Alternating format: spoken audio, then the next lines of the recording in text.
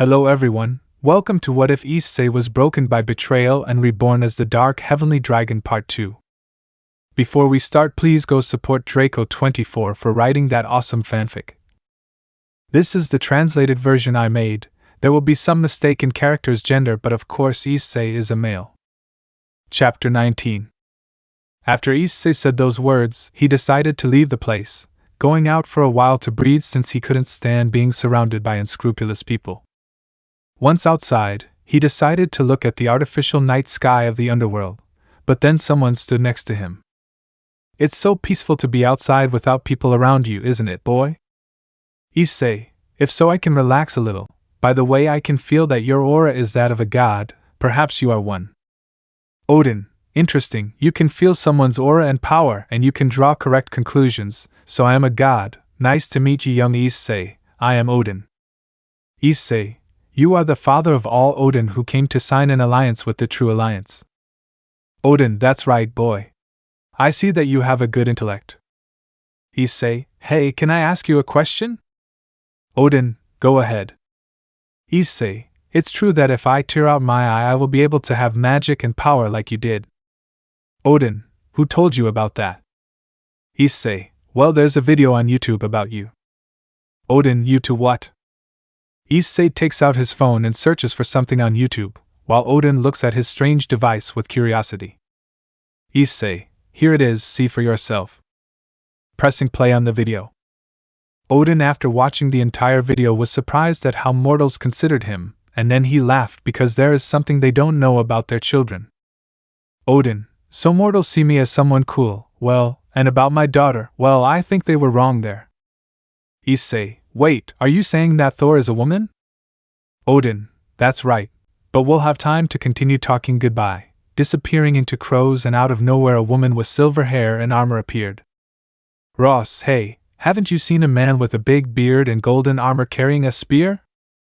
Issei, no. Ross, damn, where did this scoundrel go? To retreat and continue searching, Issei only watched as he retreated and returned his gaze to the sky until a dragon with its somewhat bulging stomach reaches him and lazily uses its wings to rise and sit on the edge of the balcony. Drake, well, I ended up eating everything that was on the table, and tell me, my friend, how was the company of the god Odin? Issei, to be honest, it was nicer than I thought, and he stops and looks down as Kaneko ran out of the place, and behind her were Rias, Cuz and Max. Drake, it seems that something interesting is happening. Tell me, will you go see what it is? Issei, your problems and needs are none of my business. Drake, I understand, let's go back inside. So Issei still carries Perez Drake into the party, where after a couple of minutes he is called to start the meeting and notices how Cuz and Max as well as Rias and Kaneko were somewhat dirty and their clothes somewhat clothed, but what was striking was the huge red mark from a slap on Max's face, who only said and cursed a dark-haired cat woman, and that he would take revenge for the tremendous humiliation she did to him. Surzek, well, since we are all gathered, let's welcome our guest who arrived directly from Asgard accompanied by his bodyguard, the god Odin.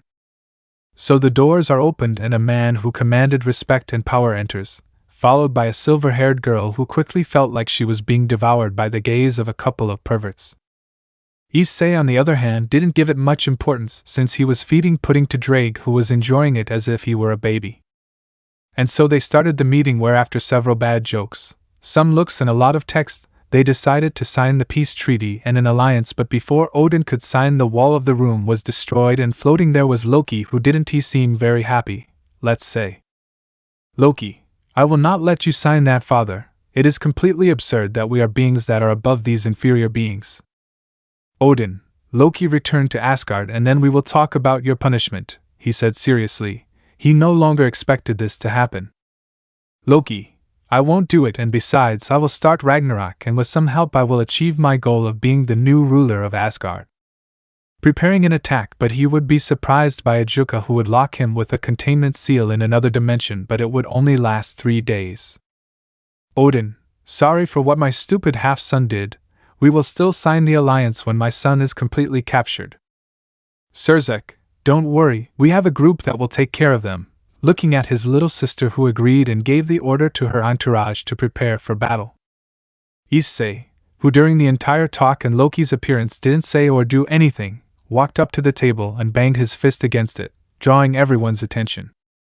Issei, Sirzek, I think your sister and her entourage are not ready to face him even if he is like him, since everyone knows that Loki does not fight fair and will have something hidden up his sleeve. Michael, and what do you suggest, Issei-san?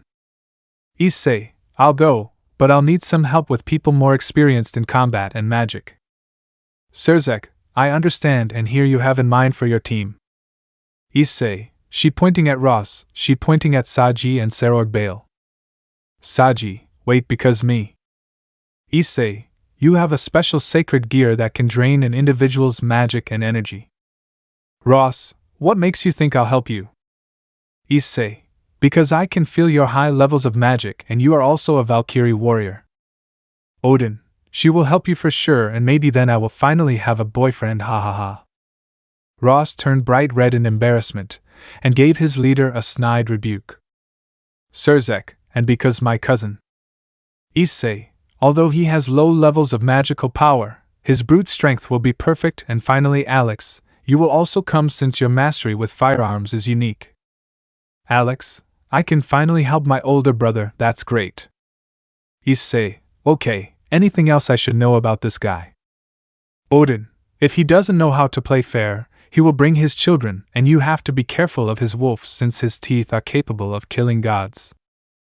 Issei nodded and was about to leave but was stopped by Rias, who stopped him.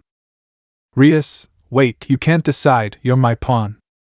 Issei, I'm not anymore, taking out a pawn piece, I've long since ceased to be your pawn. Leaving a shocked Rias as well as the rest of his entourage, who could only lower their heads. So Issei retreats since he had to wait 3 days for his fight against a god. Chapter 20. 3 days had passed, and we can see Issei, who was now wearing his battle suit that Drake had ordered him to make with Tiamat's scales and his own. But he was not alone, as his team, which he had formed in a short time, was already prepared. Serorg, nice armor. Issei, thanks I guess, and tell me you are ready to fight. Serorg, more than ready, I'm excited.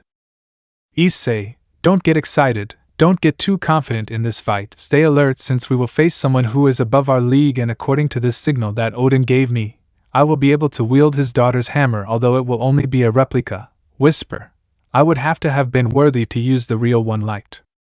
Serorg, what did you say? Issei, nothing, just stupid ideas of mine.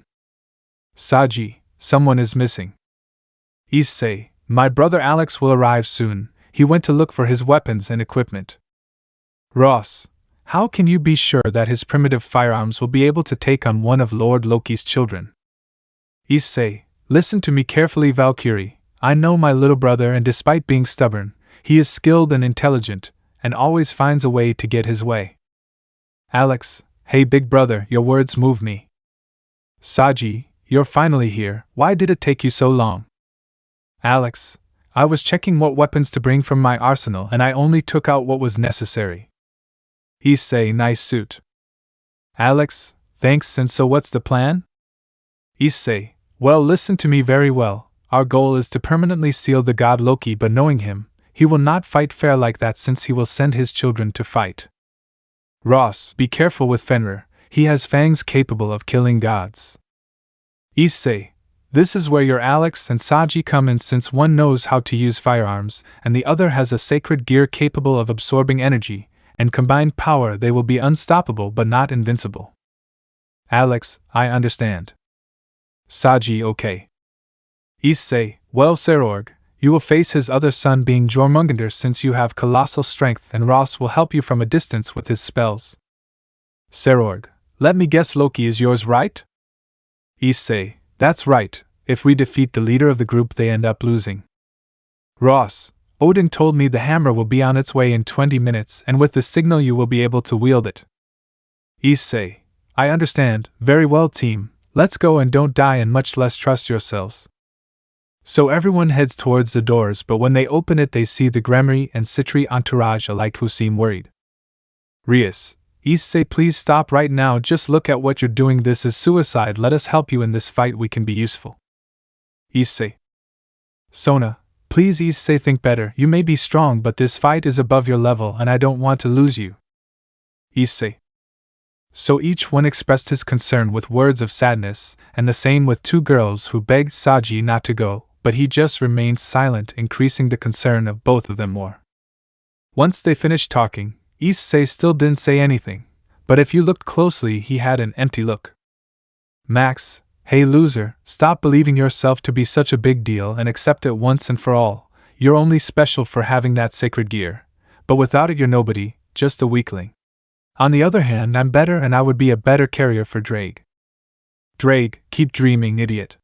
You know what the difference is between you and your brother. He does have the balls to face anyone who crosses his path.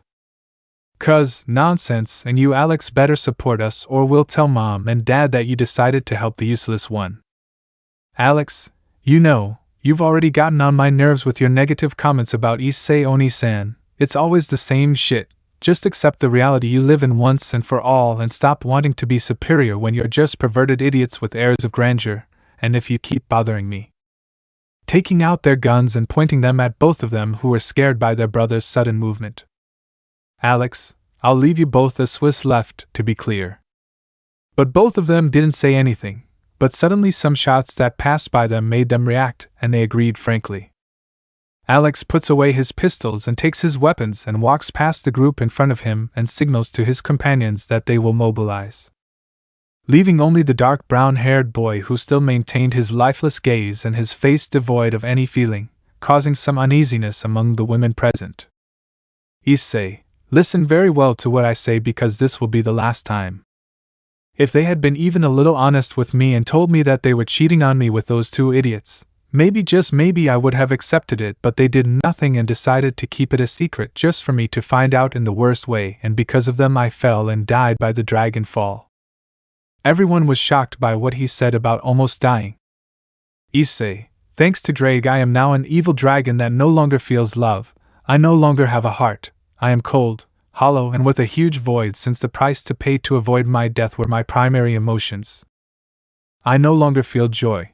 I no longer feel sadness, I am not afraid of dying, I no longer feel anything, the only thing I feel is hate towards you for hiding this secret from me, and as for you, Sona, tell your sister the same thing I told them, and that includes you too.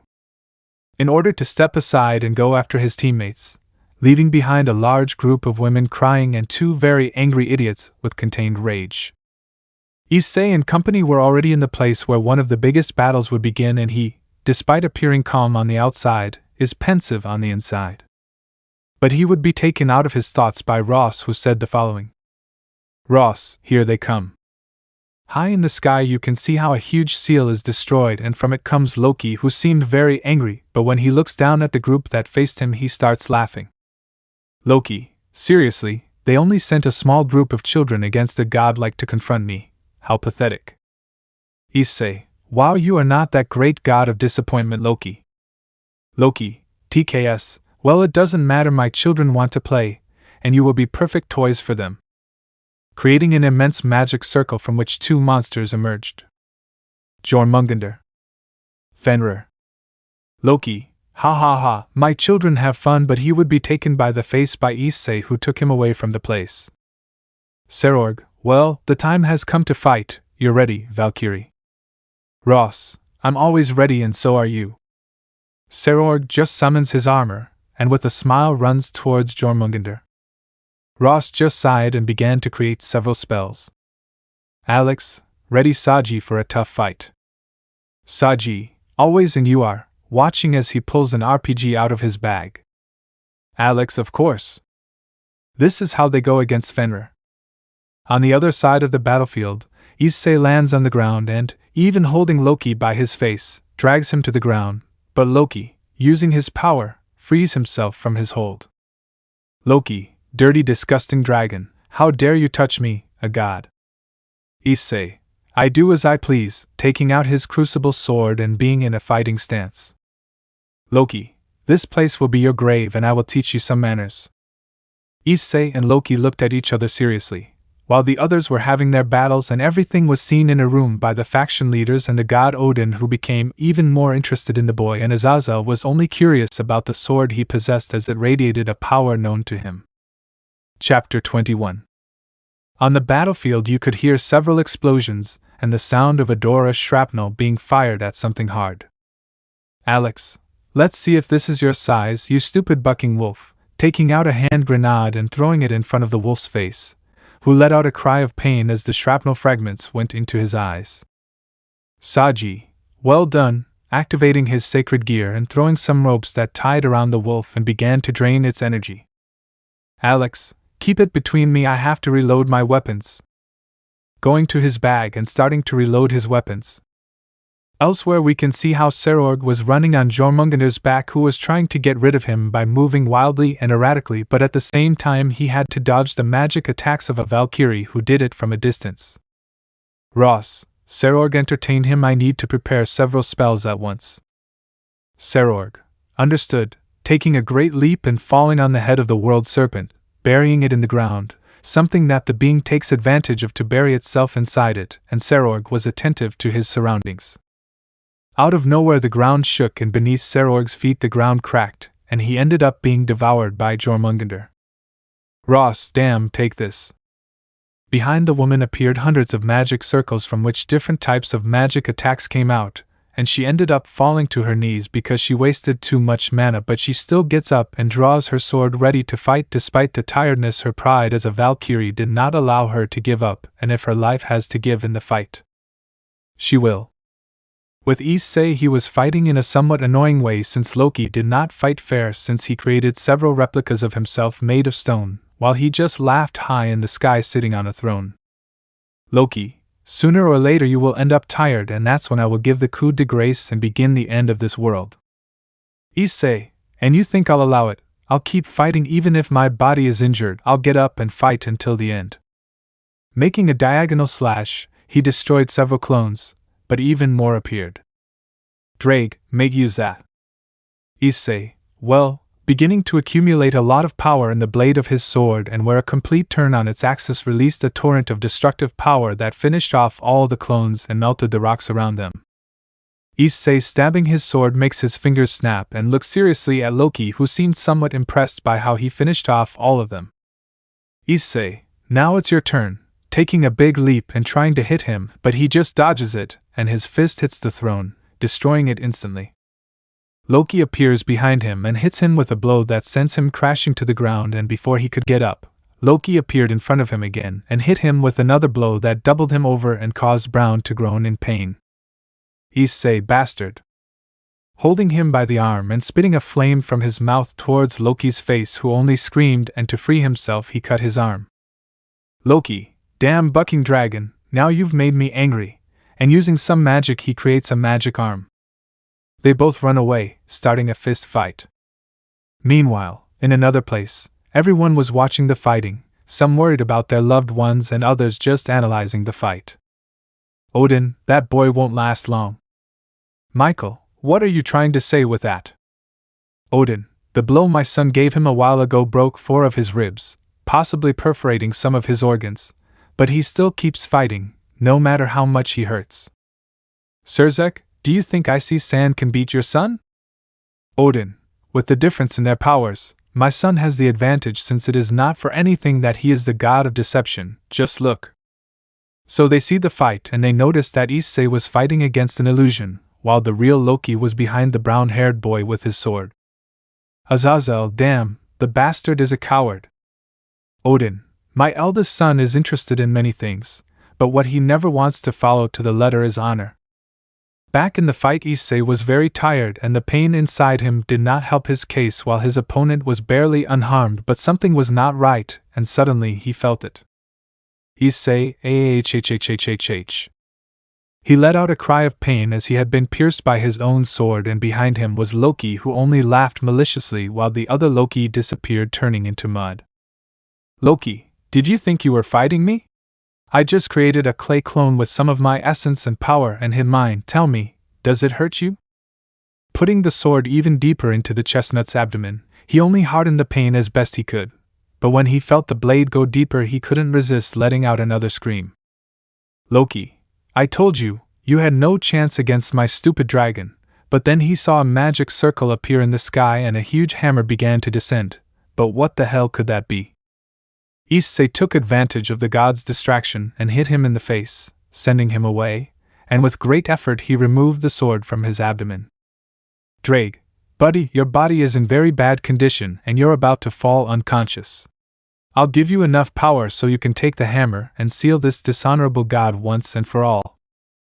Issei just acknowledged and could feel a great wave of power run through his entire body, and jumping he caught the replica of Mjolnir, and aimed to give it the coup de grace that would end it all. A very badly wounded Fenrir that was missing its right leg and an eye appeared, and opening its mouth ends up sinking its fangs into Issei, causing him to scream in pain and agony and be shaken from side to side by the wolf, and then be released and fall to the ground with 4 holes in his body and a lot of blood beginning to come out of them. Drake, Matt. Coming out of the booster gear and seeing the life in the eyes of his wearer slowly fading and his breathing getting weaker. Drake, resist, don't die, trying to heal him, but it was useless. His power had no effect due to Fenrir's bite. Issei, Dra Drake, I have cold. Drake, no, hold on a little longer, don't give up. Issei, in the end I won't be able to fulfill my dream, I hope your next carrier is able to take care of you. Drake felt it, and something that had never happened before happened again. Tears began to come out of his eyes as he hugged the lifeless body of his best bearer. Loki, ha, in the end this whole fight just to end this way, how pathetic. Laughing even harder, but a body caught him by the arm and he noticed that it was a badly injured Saji who was barely standing. Alex, damn bastard, I will avenge my brother's death, pointing an RPG at him that curiously had a red missile that he fired and hit the god who was unharmed. Loki, do you think your toys will harm me? Alex, I was just distracting you, idiot. Loki didn't understand, but out of nowhere a powerful right hook sent him flying away, and it was Serorg who had his armor somewhat damaged, and Ross appeared next to the brown-haired man's inert body. Ross, this is bad, her soul has just been claimed by Hela. No wonder she didn't show up for the fight. Drake, Valkyrie takes care of my carrier's body. I have some business to attend to against that damn wolf. Ross, okay. Drake, now everyone will see why you shouldn't mess with an evil dragon when he's angry. Starting to grow and let out a loud, terrifying roar. Everyone, upon hearing that roar, saw that it was a huge dark-colored dragon who looked with great hatred at a certain wolf who seemed to be afraid of him. Drake, when I'm done with you I'll devour your corpse. In a completely dark place we can see Issei, who seemed confused since he did not understand how he got to that place, and the last thing he remembers was being bitten by Fenrir, and after that he does not remember anything else. Out of nowhere several torches with a blue fire lit up in front of him, and a voice called him. Hela, well, look who we have here, a confused soul. Issei, who are you? He said it seriously, but inside he felt afraid since the presence of whatever was in front of him gave him chills through his being.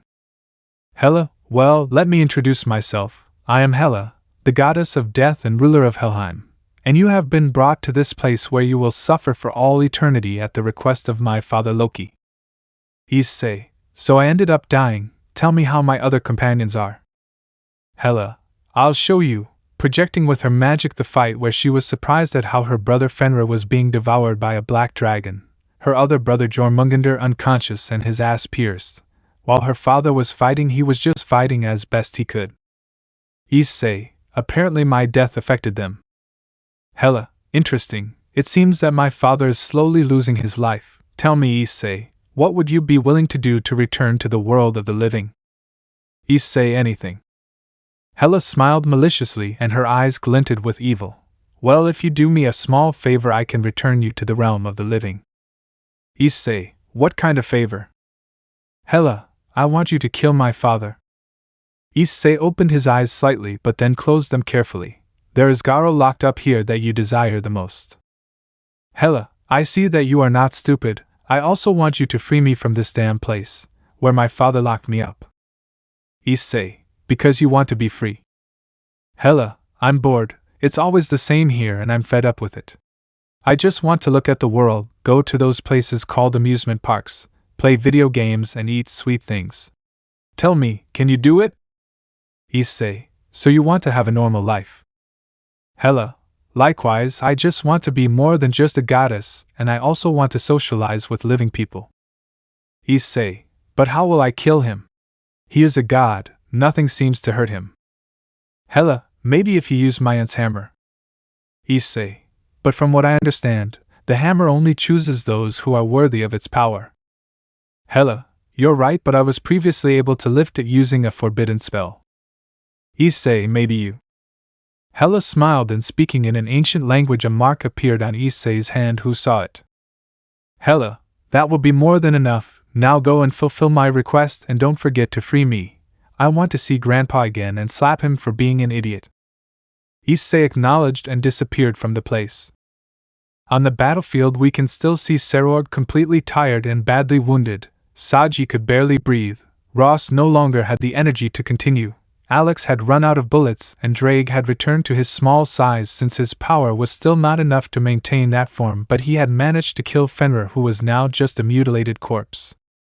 But in front of all of them was Loki, who just laughed because despite being hurt he still had a lot of power. Loki, in the end they couldn't stop me. Maybe they managed to kill my son and knock the other one unconscious. But anyway, they won't be able to defeat me, and once I'm done with all of you I'll start Ragnarok, ha ha ha ha ha. Drake, damn bastard. Loki, what's wrong, little dragon? Are you still angry about the death of your partner who turned out to be completely useless, and is now no longer in this world? Most likely he must be suffering in Helheim now. Ross, we are not completely defeated yet, we will continue to fight. Getting up as best he could, Serorg, still with his wounds, got up.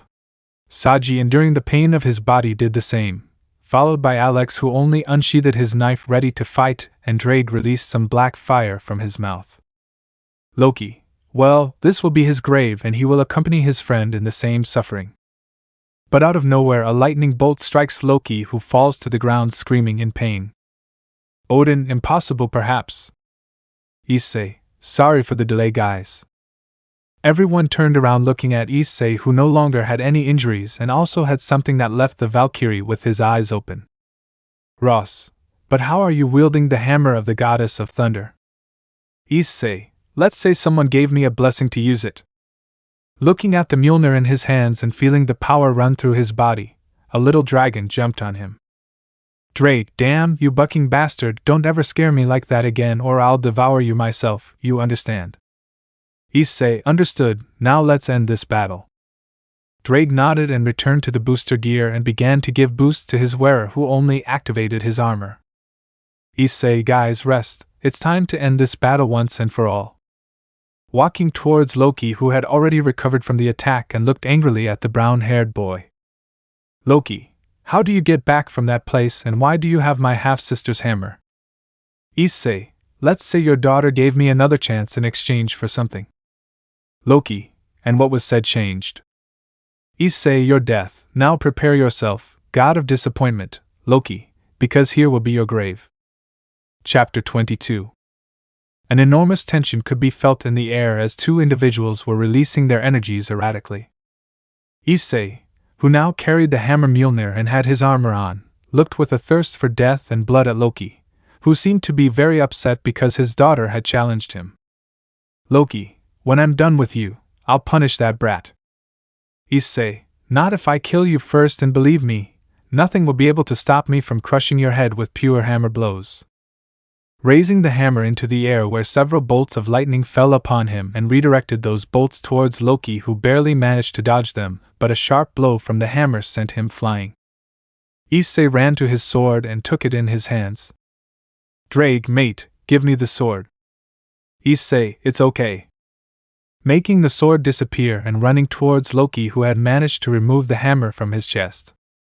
Loki, curse, receives the attack of the Inferno Ball, creating a huge sphere of negative power that launched it towards him, and Issei didn't seem to care and let it hit him fully, causing a huge explosion.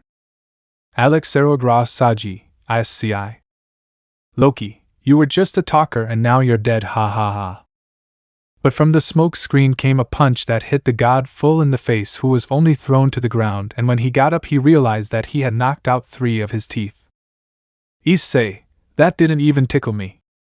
Loki, how are you still alive? That attack is capable of destroying an entire village with a single touch.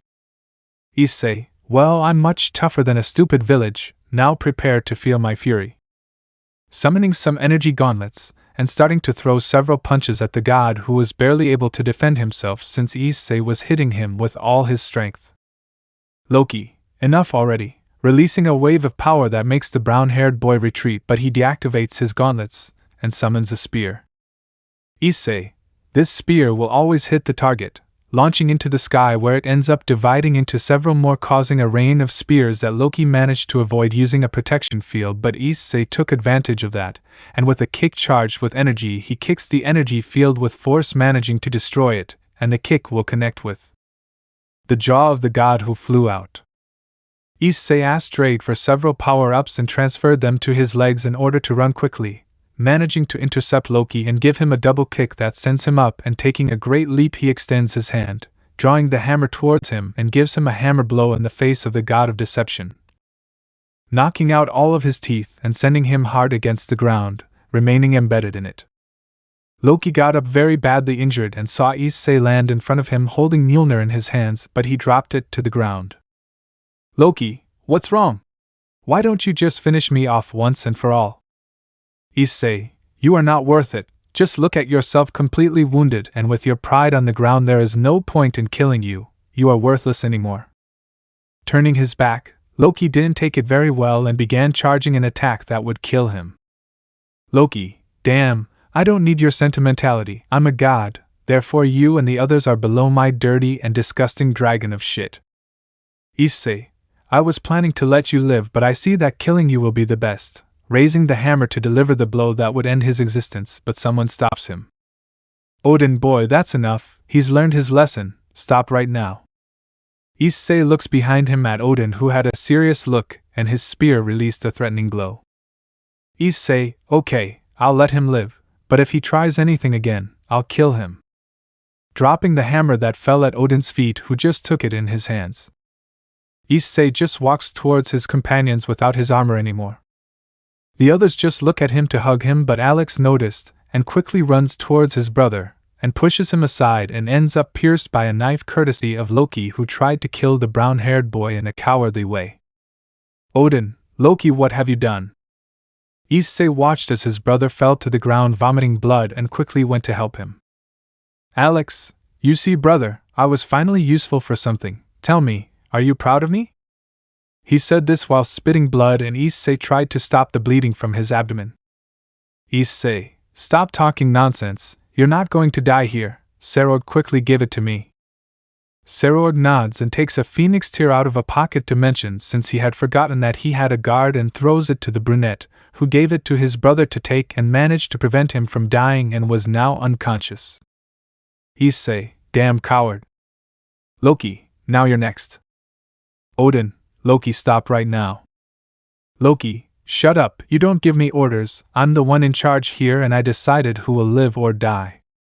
Issei, already fed up with hearing it, takes the spear from Odin and impales Loki with it. Loki, feeling his body being impaled by a spear, lets out a cry of pain. Issei, with his sword in hand, decapitating Loki with a clean cut, separating his head from his body, and from his neck a torrent of blood came out, staining Issei with his blood. Odin, what have you done? Why did you do it? Issei, listen to me very well, God Odin. Your son made his decision just like me, and it seems he didn't plan to give up on his decision, so I chose the quickest option, death. Walking and passing by Odin, who just looked imposingly with his clenched hands. Odin, you know that with Loki's death you just changed history, and things that were supposed to happen will never happen. Issei, I know, and I will bear the consequences until the end of my life, but that will not be now. Arriving at his brother's body and carrying it, he left the place with his team, minus Ross, who stayed with his lord. Ross, my lord, you knew this would happen. Odin, yes, but it seems that ended something up, changing his destiny like that of many others. Watching as Issei walked away with his brother in his arms. Odin, fate and balance in the world now rests on that boy's shoulders. Chapter 23.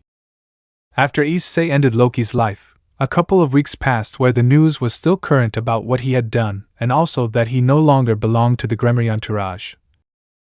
Something that many did not try to take advantage of to have him, but these were rejected by the brown-haired boy, and others, being complete idiots, sent men to his house to force him, only for them to end up being mutilated by a dragon who devoured them. Then they stopped trying to get it because it wouldn't be possible. Another event that also occurred was that one day he found his brother Alex sleeping under a bridge with all his things inside a backpack and asked him what he was doing there. He only told him that both Max and Cuz had told his now ex-parents about what had happened before, and they kicked him out of the house for wanting to kill his brothers. Issei just sighed heavily and invited his brother to stay at his house indefinitely. Alex was quick to accept and ended up staying at his brother's house, where he learned one thing. Drake was a complete lazy guy who only knew how to eat, shit, sleep, and play video games. With several weeks left until the end of the holidays and the restart of classes, Issei decided to train with his sword, since he had to be stronger and not die again, since he felt that the next time he died he would have no way to return to life. Meanwhile, in another place, in a country house, a portal could be seen opening and a woman in a strange outfit came out. It was about Marinette de Pain-Chent, or also as Ladybug, who had returned from Paris because there were Akuma problems in the place, and she had to solve the problem with her only 3 friends, Alex, Kagami, and Chloe, permanent bearers of the miraculous of the bee, the dragon, and the rabbit. Marinette, Tiki, Kaki, divide yourselves. Thus Horse de Kwame separates from its carrier, who then says motes away, returning to its normal state. Marinette, I'm completely exhausted, that Akuma really caused problems. Tiki, at least we managed to finish him off, although it wasn't easy. Marinette just threw herself onto her bed to get some rest, since the last few days she's been very busy as a heroine, a student, and a clothing designer, and all of that had overwhelmed her. Plus she still hadn't found anyone to replace the black cat. Lazily taking out his phone, he looked at what was interesting on the networks, and what he saw disgusted him. A post by model Adrian Agresti and his girlfriend Lila Rossi posing for a photo. She simply deleted the ad and continued browsing the networks, looking at what else was there, but nothing, and at that moment her stomach growls and she goes down to eat something only to see the fridge empty, and sighing she takes her jacket and leaves in the direction of the nearest mini supermarket. In another place was Issei with his brother Alex inside a large 1990 Toyota Hilux truck, considered the indestructible truck. Alex, I'm surprised you bought it without hesitation.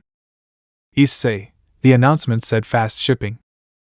Drake, and by fast you mean dropped from the sky from a cargo plane. Issei, well, look on the bright side, nothing happened to the truck. Alex, destroyed the shed. Drake, it's not for nothing that they call it the indestructible truck, even though its value wasn't much. Issei, okay Drake, give me the list.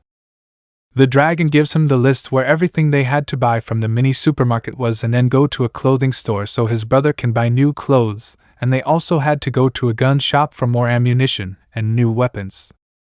Issei, I still think you don't need to use firearms, you could just ask Azazel to make you one with infinite ammunition. Alex, and where would be the joy of hearing the gun reload and breathing the aroma of gunpowder in the morning? Issei, you're weird, little brother. And tell me when you'll have a sister-in-law. Alex, you know that no woman meets my conditions and expectations. Drake, and what would those be? Alex, she should know how to take care of herself, she should like hunting, admiring nature, watching anime and using weapons, and she should know how to cook delicious food. Issei, basically a girl that I doubt exists in this world. They continued with their conversation until they reached their destination, and when they were about to park, a woman stepped in front of them, and Issei angrily got out. Issei, hey, I saw it first. But the woman, who looked like a diva, doesn't pay attention to him, and leaves the place laughing as if she were a queen. Issei, so that's how you want to play, Drake, watch out. Drake, understood. Looking around, not seeing anyone in the area. All clear. Alex, what do you plan to do? Issei smiled sideways, and using his strength he lifts the woman's car and places it in another place, but upside down, leaving the wheels in the air. Alex, seriously? Issei, you had some other ideas in mind. He didn't hear anything else and got into the car to park it in his spot. With everyone out of the car, Drake gets into his partner's shadow and both he and his brother head to the entrance of the mini supermarket without knowing that something was about to happen.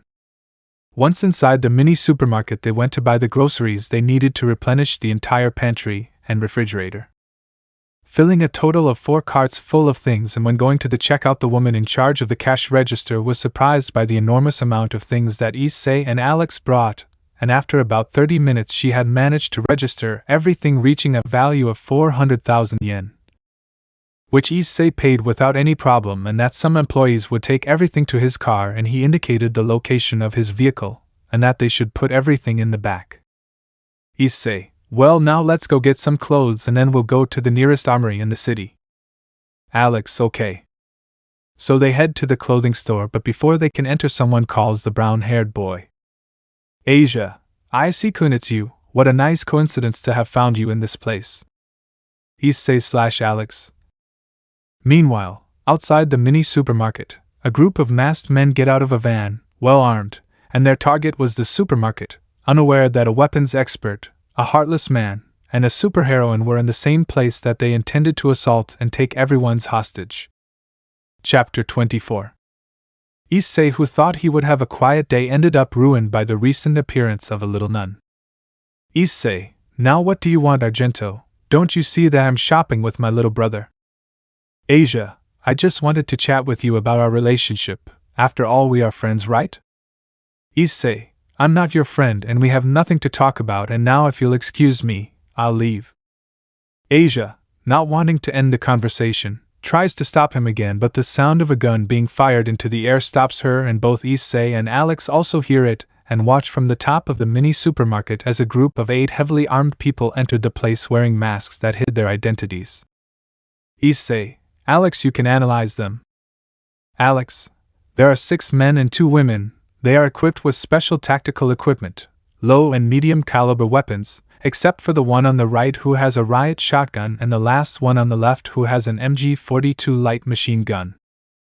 Issei: how do we beat them? Alex: we have 2 options: get their attention and separate them, or do it stealthily. Issei: I understand, but we have to protect the other civilians. You take charge of separating them. You are the weapons expert. Alex: okay. So the 2 brothers separate, where Alex enters a hardware store and, grabbing some electrical tape, some wrenches, and a chain, creates a melee weapon. Alex: I won't kill them, I just have to knock them out, taking some saw blades and an electric nail gun. He leaves the tool store already equipped, and sees that Asia is still in the same place, afraid. Alex: hey useless nun, get out of here if you don't want to die. You would still do the world some good with your death.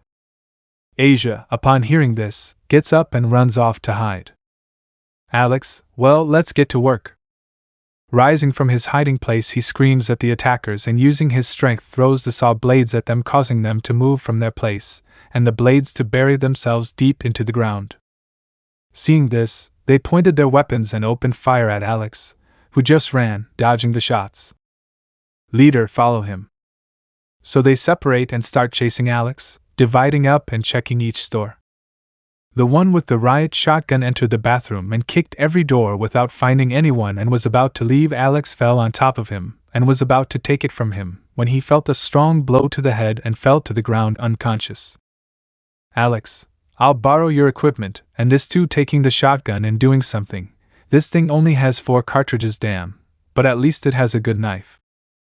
So he leaves the place. Meanwhile, with Issei, he was evacuating a group of people through the back exit, but then he feels something on the back of his neck. Girl: wow, pretty boy, don't move or I'll punch you in the head. Issei: curse, raising his hands. Girl: good boy, you know I have some time and I will enjoy it with you, hehe. Issei: mind, because I always attract crazy girls. But before the girl could do anything to Issei, she receives a kick to the head that leaves her disoriented, and before she could recover, she receives a punch from Issei, leaving her knocked out.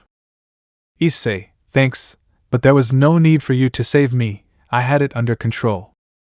Marinette: controlled, technically that woman had you against the wall, and if it weren't for my intervention you would already have a hole in your skull. Drake: she has a point, mate, she said it from her mind. Issei: okay, Now go with the others. Marinette, I can take care of myself. I don't need someone to take care of me all the time, leaving the place. Drake, wow, he has character, but it seems he's hiding something. While with Marinette, she was hiding inside a clothing store while chatting with her Kwame. Tiki, Marinette never risk herself like that again. Marinette, I'm sorry Tiki, but it's monopodial to let her take advantage of him. And despite being bitter and somewhat cold, he still has some kindness. Tiki, kindness, you saw how he hit that woman without hesitation when he had the chance. Marinette, well, it doesn't matter anymore. Tiki spots. Transforming into Ladybug, and from her yo-yo she takes out another miraculous, this one being the fox one. Marinette, Tiki, tricks unify. Taking out her flute she creates some illusion, but then she hears the sound of a gun being fired and quickly goes out to see what was happening, and what she saw surprised her. It was Issei's brother who was stepping on the leader of the assailants, and had a shotgun pointed at his head. Alex, surrender or I will not hesitate to shoot you, damn murderer. Strange eyes can see the soul, and yours is stained with a lot of innocent blood. The guy, despite having the gun pointed at his head, was not afraid. Krauser, you've got balls, boy. Why don't you join me and you'll be unstoppable? But the sound of the shotgun being triggered right next to his ear left his ears ringing. Alex, you look at me like an idiot to accept your proposal. I don't think so. At that point, Issei arrives, who had already finished off the rest of the guys and was bringing them all tied up. Issei, in the end they weren't that great, brother. What happened to you? Alex, there's a guy knocked out in the bathroom. Krauser, seeing how distracted Alex is, gets him off of him and, placing his hands on the ground, jumps up and kicks the shotgun to the side to take out a flash grenade. Krauser, this will not stay like this, boy. I will take revenge for this humiliation. Throwing the grenade to the ground, causing a flash that blinded the brothers, and they saw that the subject had escaped.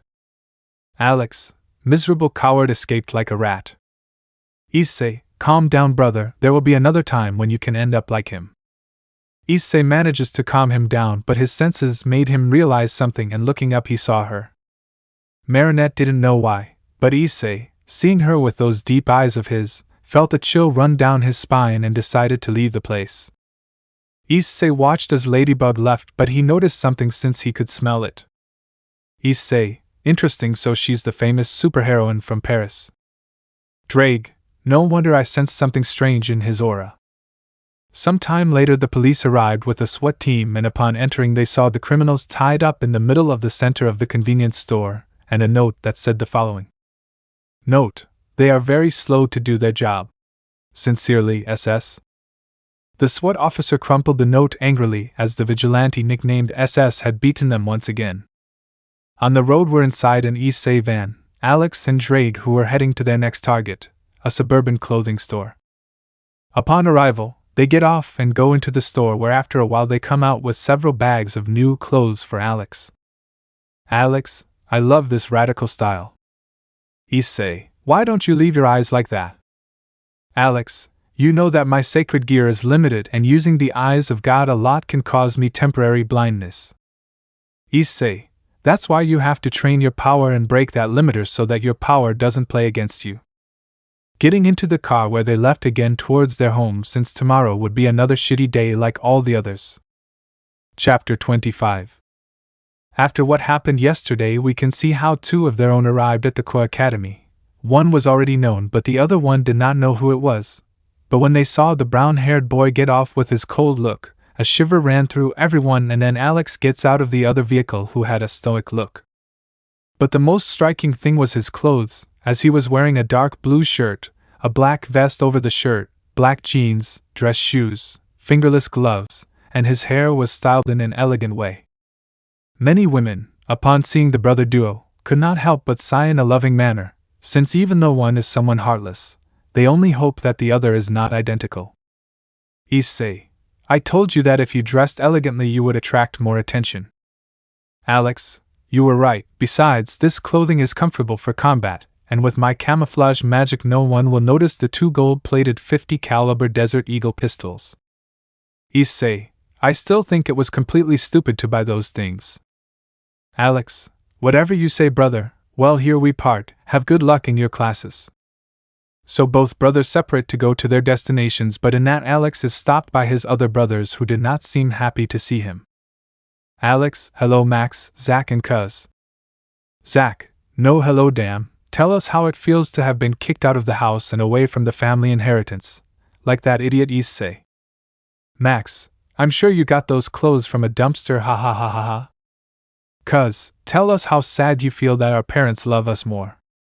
So the three of them started laughing while Alex had his gaze darkened, but then he raised his gaze that reflected indifference, something that didn't seem fair to the three of them since they wanted to see him suffer. Alex, the truth is that I feel much better now because I was able to get a big weight off my shoulders and they want to know more. They, along with several students who were nearby and a group of women, wanted to know what he was going to say. Alex, I don't give a damn about your stupid family. I thank you for removing my last name and kicking me out of the house because I couldn't stand the way you saw and treated our brother. Tell me who was the one who protected us. It was Issei, who stayed by our side when we were sick. Issei, who taught us to read. Right, I'll tell you who Issei. He always took care of all of us because it was the duty of the older brother, and how they repay him, by treating him badly, stealing his women and many other things, just because you are some bucking jealous people who need to try to red-hot rod up your ass. The three of them didn't know what to say or how to return what Alex had said since everything he had said was true, but one of them had the courage to say it. Zach, you don't want to play the victim since you also mistreated him and stayed with one of his girls. Alex, and I regret what I did, but now I'm correcting my mistakes and I plan to regain all the trust one once had from my older brother and show my change. He approaches his girlfriend Kaneko, and the next thing he says leaves everyone surprised. Alex, Kaneko Toho, from this moment on we end our relationship. Now you are free to be with whoever you want. Don't look for me, don't call me, and above all don't talk to me or come near me. Kaneko, hearing all this, began to shed tears and, clenching her teeth, prepared a blow that would send Alex flying.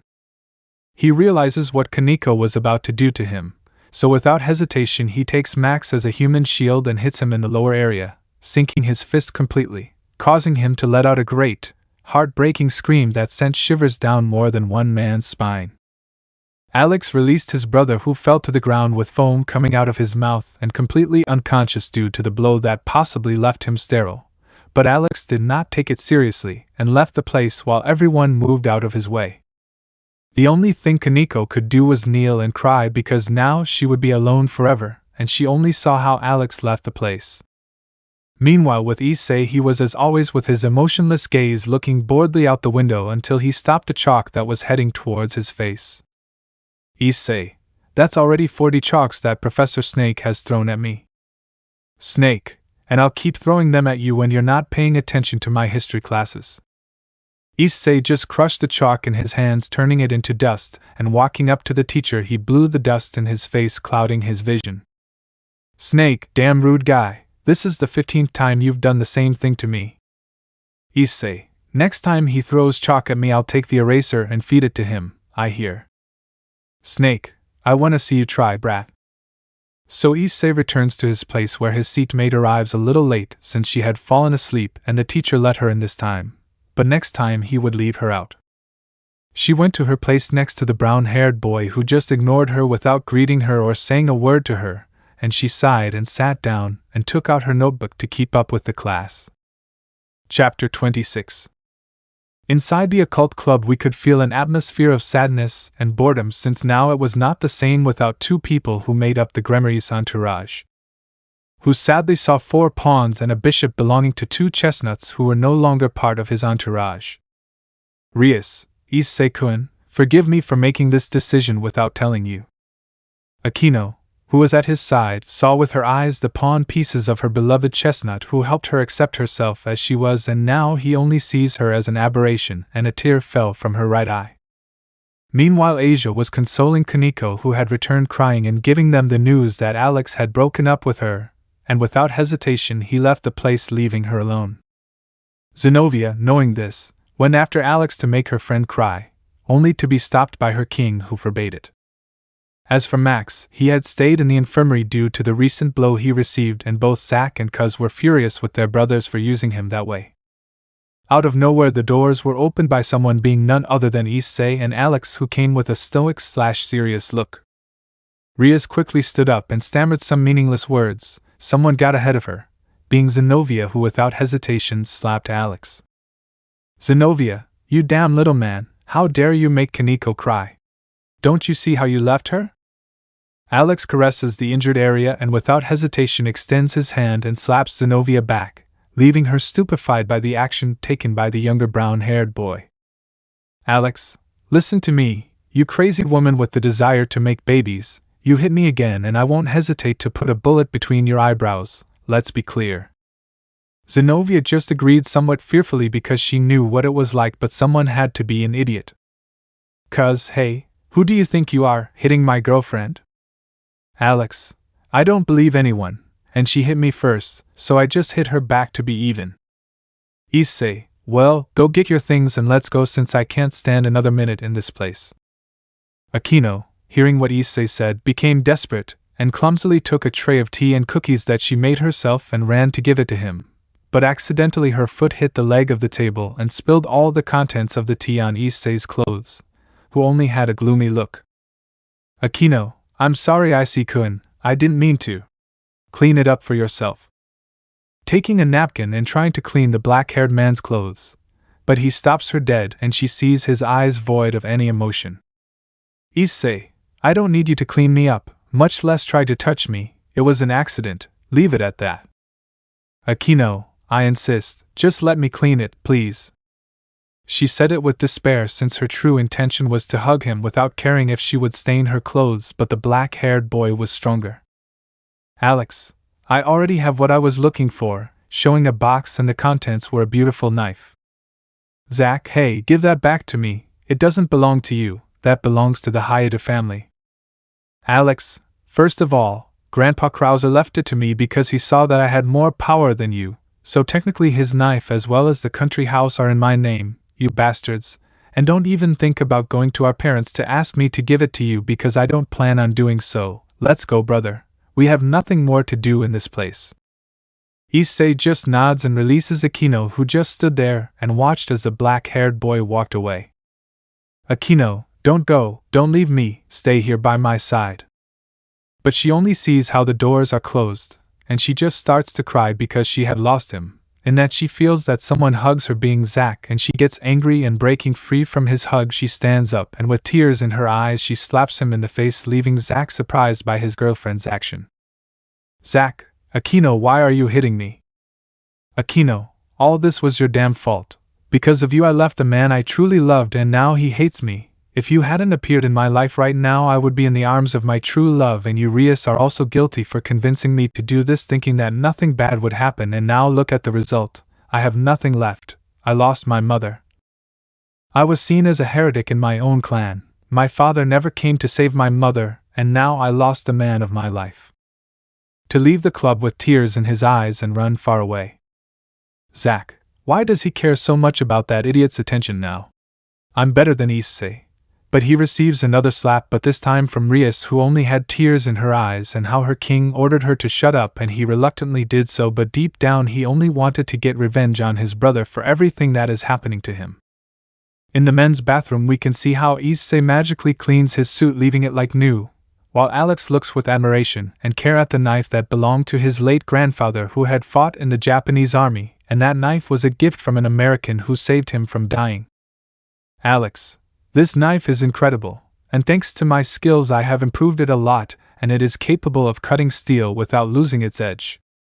"Issei, those eyes of yours do work, but it's a shame that they have their limits, since now you are a human. If you use them a lot it shortens your lifespan." "Alex, I know, but I don't care.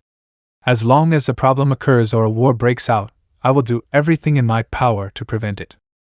"Issei, that's the attitude. Now let's go back to classes because we have to go home before Drake does something crazy."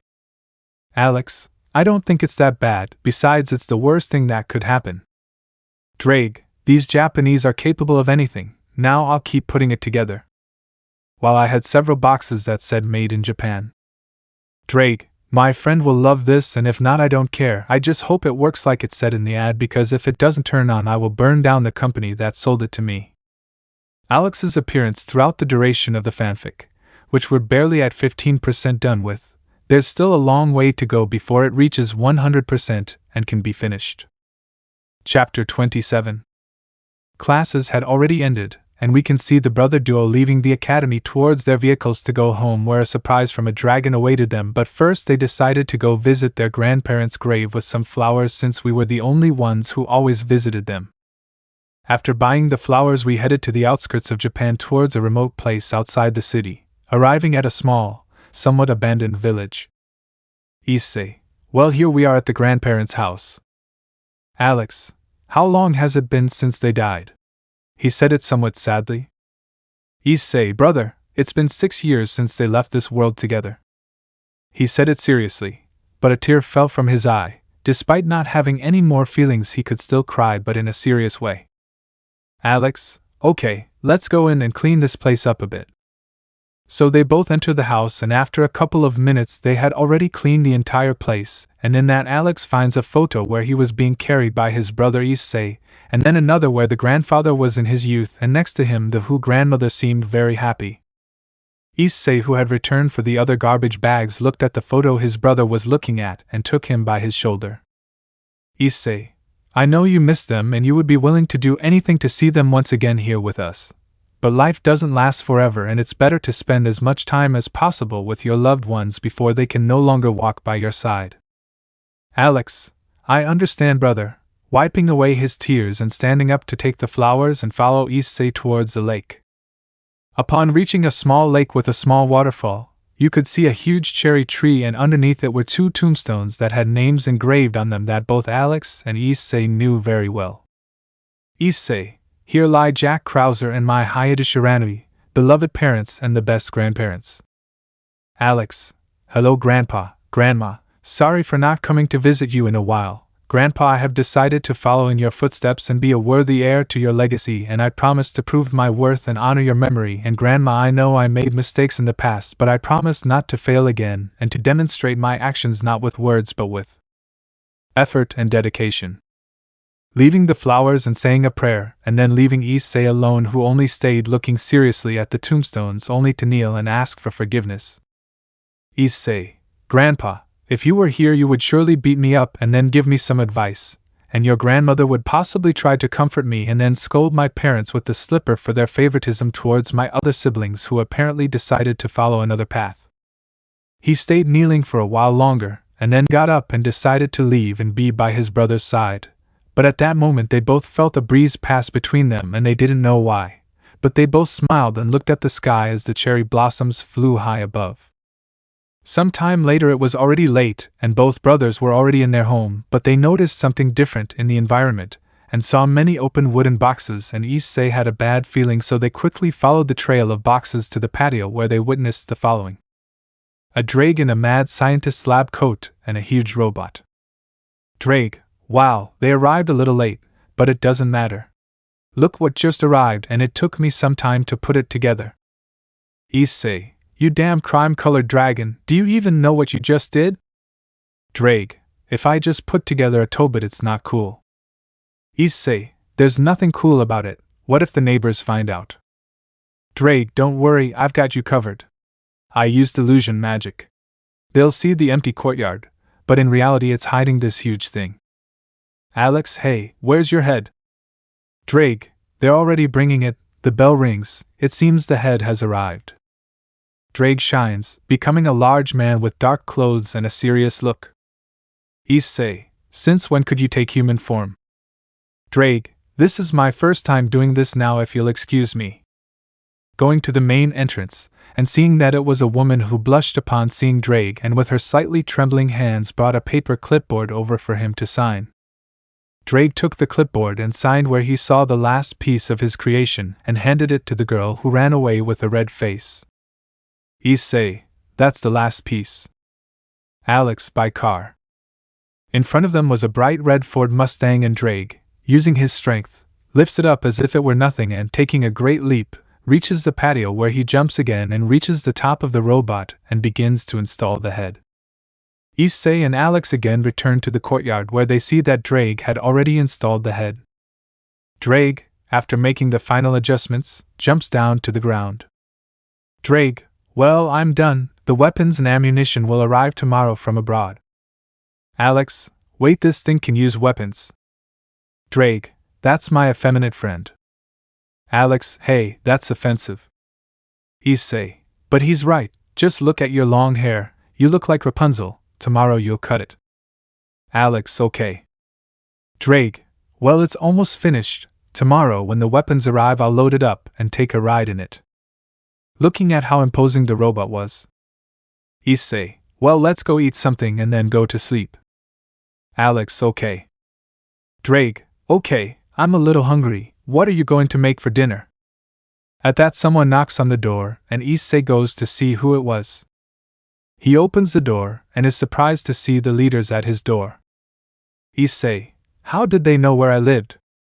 Surzek, the huntress told me. Issei, damn gossip hunter, you can't trust anyone with a secret anymore.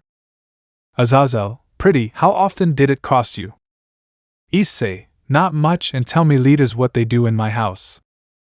Michael, well, the truth is that a little shy because I didn't know how to say it. Surzek, I told them how well you cook and they want to try one of your dishes. I'm sorry, I couldn't help but tell them. Issei just lets out a long sigh and after a few seconds of thinking he lets them pass. Surzek, Azazel and Michael enter the house and head to the living room where Drake and Alex were sitting playing cards and stopping when they see their guests. Issei, Drake, Alex, the leaders will stay tonight to eat with us since someone can't keep their mouths shut. Surzek just lowers his head, saddened by his stupidity.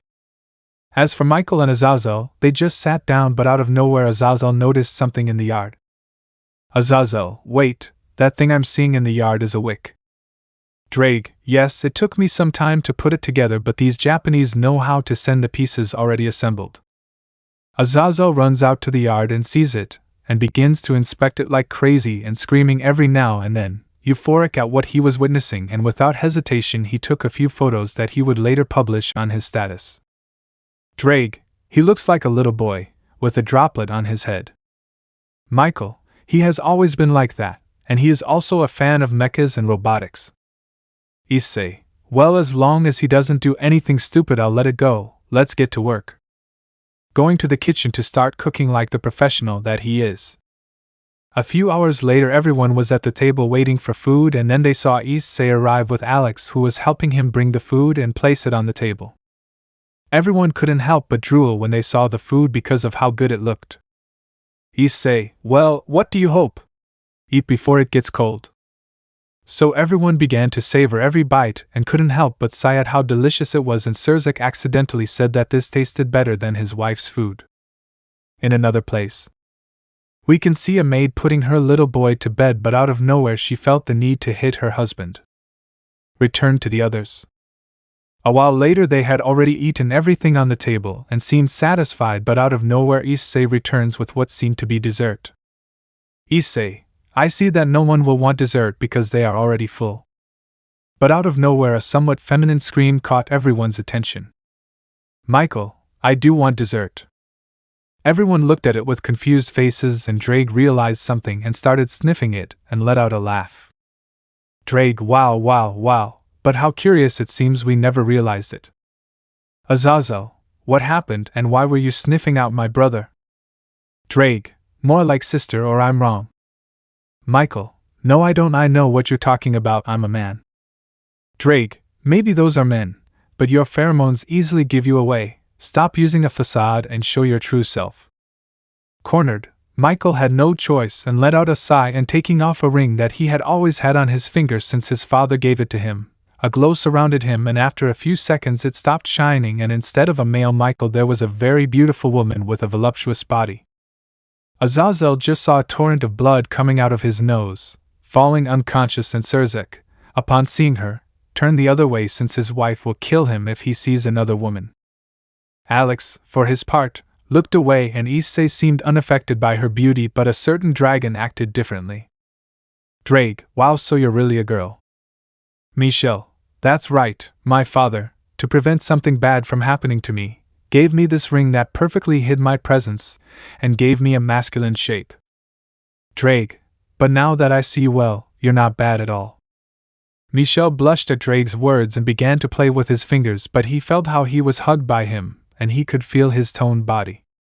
Drake, apart from being beautiful, you are also pretty. You don't know how much I want to get it right and mark you so that no other man touches you.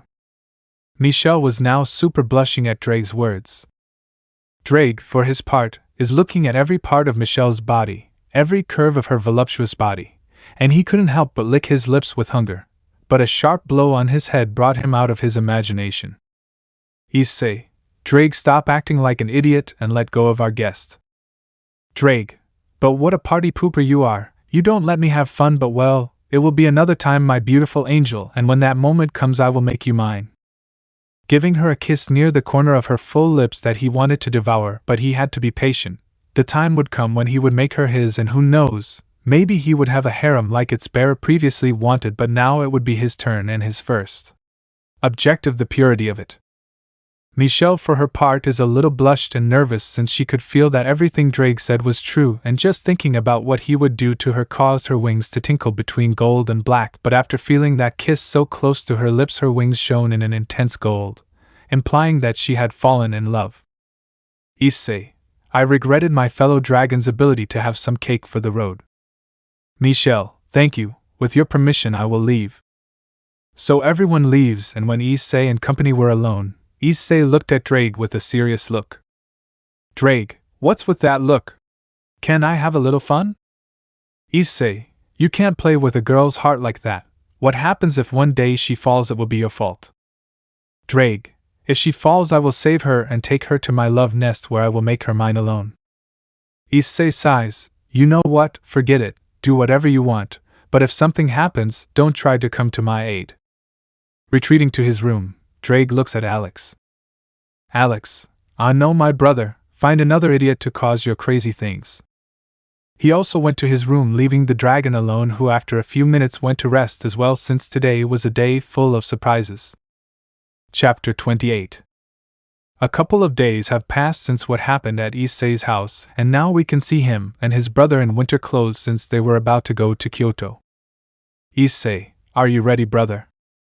Alex, I'm always ready, and tell me where Drake is.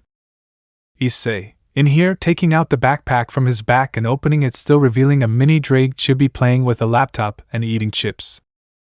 Drake, what's up? Alex, I'm surprised at how blatantly calm you are in situations like these. Drake, what can I say is that it's a bit of a job. Issei, being a lazy crime-colored dragon is your job. Drake, whatever you say now, close the backpack, the light bothers me. Issei just sighs and closes his backpack to put it on his back and wait for the train to arrive. In that they see how Azazel approaches them, who seemed somewhat pale since the news that his brother was actually a woman, and a very hexy one, caused him to lose almost all of his blood and he was still recovering. Azazel, tell me guys, are you ready for this trip to Kyoto, where we will not only have fun but also make an alliance with the yokai faction? I heard that their leader is a beauty with a good body. Alex, sensei behind you. Azazel didn't understand what Alex said, but he felt a sharp blow to his head and turned around, realizing who it was. Penemu, what did I tell you about thinking about perverted things, dear? Issei, he asked for it. Let's go, Alex, before he makes up some excuse to use us as a shield. Thus both brothers leave their sensei, who, upon realizing that they were no longer there, could only break out in a cold sweat as he felt his beloved's hand on him. Penemu and Nada, it seems you have to suffer a small corrective again. Azazel, no, not on the face, I'm a model. Penemu, you don't think you'll be saved, and now, cracking his knuckles and having a big sadistic smile, it's time for your punishment for having a big mouth. Azazel, I know I'm not a man of prayers, but please save me, Superman. Issei and Alex, who were in the distance, could hear the screams of pain and agony of their sensei, but took it seriously and boarded the train bound for Kyoto. Some time later, after sitting for about 4 hours, they had finally arrived at their destination, and thanks to the Rias Gremry family, everyone could stay in the luxurious 5-star hotel in the city. Each of the rooms was equipped with the best in comfort, but for a certain chestnut they had left him the worst of all, since it was literally a dump. Alex, hey bro, if you don't like it we can share mine if you want. Issei, don't worry, I already knew something like this would happen. Drake, do you know where the location is? Drake takes out his backpack and hands him a cell phone where he marks the location of the place. Alex, where are you going? Issei, come if you want, but if not, you can stay, the decision is yours. Leaving the place, but when he turns around he finds people he doesn't want to see. Well, not yet. Sorry, but look who we have here. Hello, brother. A beautiful girl with cup breasts, long silky hair and good curves said that she was Zuri Hayadu, the second eldest daughter of the Hayadu family. Issei, hello, bye. Zuri, hey, why are you so cold with me? Are you still upset about the joke we played on you last time? Issei stops and clenches his fists a little but calms down, and with an icy gaze he looks at his sister with a look of contempt. Issei, if you admit that I hate you, you'll be winning. So I'll be as honest as I can be. No, I don't hate you and you'll never have the satisfaction of doubt. Goodbye. Alex, I don't recommend making him angry because otherwise you'll know not to step into the dragon's mouth without knowing the consequences. Leaving his Zuri somewhat upset because he did not achieve his goal, but there would be an opportunity. He just had to wait for the right moment. Already outside the hotel they are about to leave, but then they see Marinette, who was trying to enter the hotel but was denied entry, and out of curiosity they decided to see what was happening. Marinette, why don't they let me in? I'm also part of that academy. Guard, I'm sorry but I can't let you through without your ticket.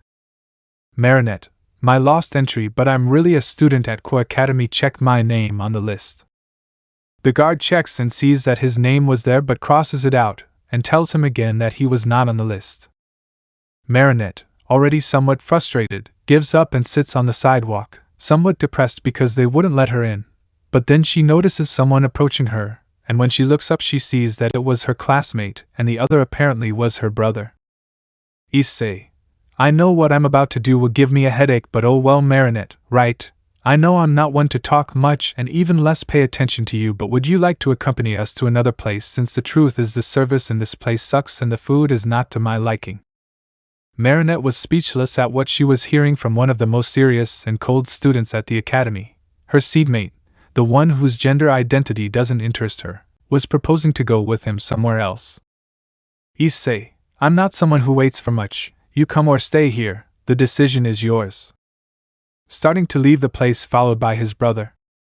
It took Marinette some time to process what the black-haired man said, but she quickly gets up and runs towards them, shouting for them to wait for her. In the streets of Kyoto City we can see how Issei, Alex and Marinette were walking towards their destination, but Issei decided to take another path and pass near some stores of vegetables, meats and spices, as well as some new utensils for the kitchen, since a certain dragon would be very hungry to say the least. While later they arrived at their destination, which was a huge building that seemed to be much more luxurious than the granaries. They approached the receptionist, who, upon seeing a group of young people approaching her, stood firm. Issei, hello, this is the Jade Hotel/Penthouse. Receptionist, this is how you would like to make a reservation at this location. Issei, yes, I want 3 rooms. Receptionist, let me see, I'm sorry, I only have 2 rooms available since the others are occupied. Issei, okay, tell me how much a 2-week stay at this place costs. Receptionist, for the 2 rooms and 2 weeks it would be a total of 30 million yen. Marinette, upon hearing such an amount, took out her phone and began to do calculations, seeing the value of yen per pound and then dollars, being stunned by the large amount of money, more than $207,700, that was a lot of money. Issei, okay, here's my card. The receptionist takes it and passes the card through the machine, thereby paying for the rooms. Marinette was shocked by the huge amount of money she spent and couldn't believe it. Issei, hey, are you going to stay there standing or are you going to come to the elevator? You know what, better forgotten. He heads towards the elevator, and she follows him to the elevator where they press the button for the 28th floor. While later they arrive at their destination, and Issei, looking at the keys in his hands and noticing that there were 3, he gave the key to his brother, and the other one would be his. Issei, okay Alex, your room is around the corner. Alex, okay, but what about her? Issei, he will stay with me. A silence formed in the place where a while later Alex leaves and Issei and Marinette enter the room. Issei, listen to me carefully, putting her against the wall, scaring her a little because of their recent interaction. Marinette, I hear you, she said it a bit timidly. Issei, you will sleep in the bed, I will sleep on the couch, and do not try to start a conversation with me since I only invited you to stay with me because I am not a monster to leave you alone there, let it be clear. She just agreed to what he said and separated from her to head to the kitchen. Marinette for her part collapsed on the floor with her breathing somewhat agitated but then managed to recover and went to her room leaving the black hair alone who, seeing that she had already left, took her dragon friend out of her backpack. Drake, tell me why you invited her, or do you have feelings for her? Issei, of course I was not only chivalrous, but love is for the weak. Drake, whatever you said. He closed his eyes and let himself feel it. He was feeling it again, but it was something weak, but there he was trying to get out of all that darkness. Maybe there is still some hope, even if it is small it will grow slowly, but I know that you can be happy again, I am sure of that. As for Marinette, she was in her room talking with some friends, the Kwamis. Plague! Who does that boy think he is to treat like this when I put my cataclysm on him? He will know why the guardian should not be disturbed. Tiki! Plague, stop acting so spoiled, I'm also upset with that boy, but we have to take care of our mistress. Marinette was just lying down with a pillow on her face, and some tears could be seen coming out of her eyes since having Issei so close to her she could feel his aura was so corrosive and evil. How was it possible for a person to exist with so much resentment and hatred accumulated in his being? Marinette, how much must you have suffered to have so much hate, so much accumulated resentment? Just imagining you as a hawk moth supervillain gives me chills. In order to try to sleep and stop thinking about such possibilities, both Tiki and Plague did not feel the presence of another in the place. Drake, but what interesting creatures, I wonder if they taste good, licking their sharp teeth with their sharp tongue and disappearing into the shadows, laughing silently. Chapter 29. It was a new day in Kyoto, and inside a prestigious 5-star penthouse hotel we can see 3 individuals gathered in the dining room enjoying their breakfast that Issei specially prepared since the hotel food did not satisfy him, and he asked/paid to be able to use the kitchen where all the workers and the chef himself were surprised/amazed by the culinary skills of the black-haired man who had realized that they were recording him but did not take it seriously, and after having prepared a breakfast worthy of a king, he served it on the table for himself, his brother, and also for Marinette who, upon trying the breakfast prepared by Issei, could not help but let out a soft moan at how delicious the breakfast was.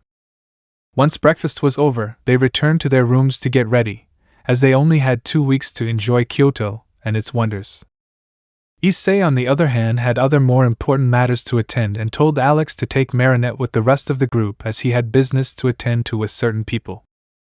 Alex knew what he meant, so he just agreed and told him to leave this in his hands. Once they both left, Issei came out wearing a different outfit. Instead of his usual clothes, he had on a black kimono. People outside seeing him couldn't help but blush on the part of the women and some envy on the part of the men. But the older adults looked at him with respect since young people nowadays usually don't dress that way anymore. He seemed like someone respectable. A few moments later a black limousine arrives and a yakuza gets out and opens the door, telling him to get into the car. Issei just agreed and proceeded to get in, where then the same man got in the driver's seat and the limousine drove away, leaving everyone surprised. But those who knew that car trembled with fear since it belonged to one of the most dangerous mafias in Kyoto.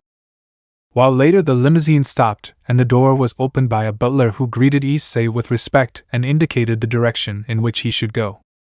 He just nods at the man's directions and follows him to a huge oriental castle, and sighing he proceeds to enter the place, and there he saw them.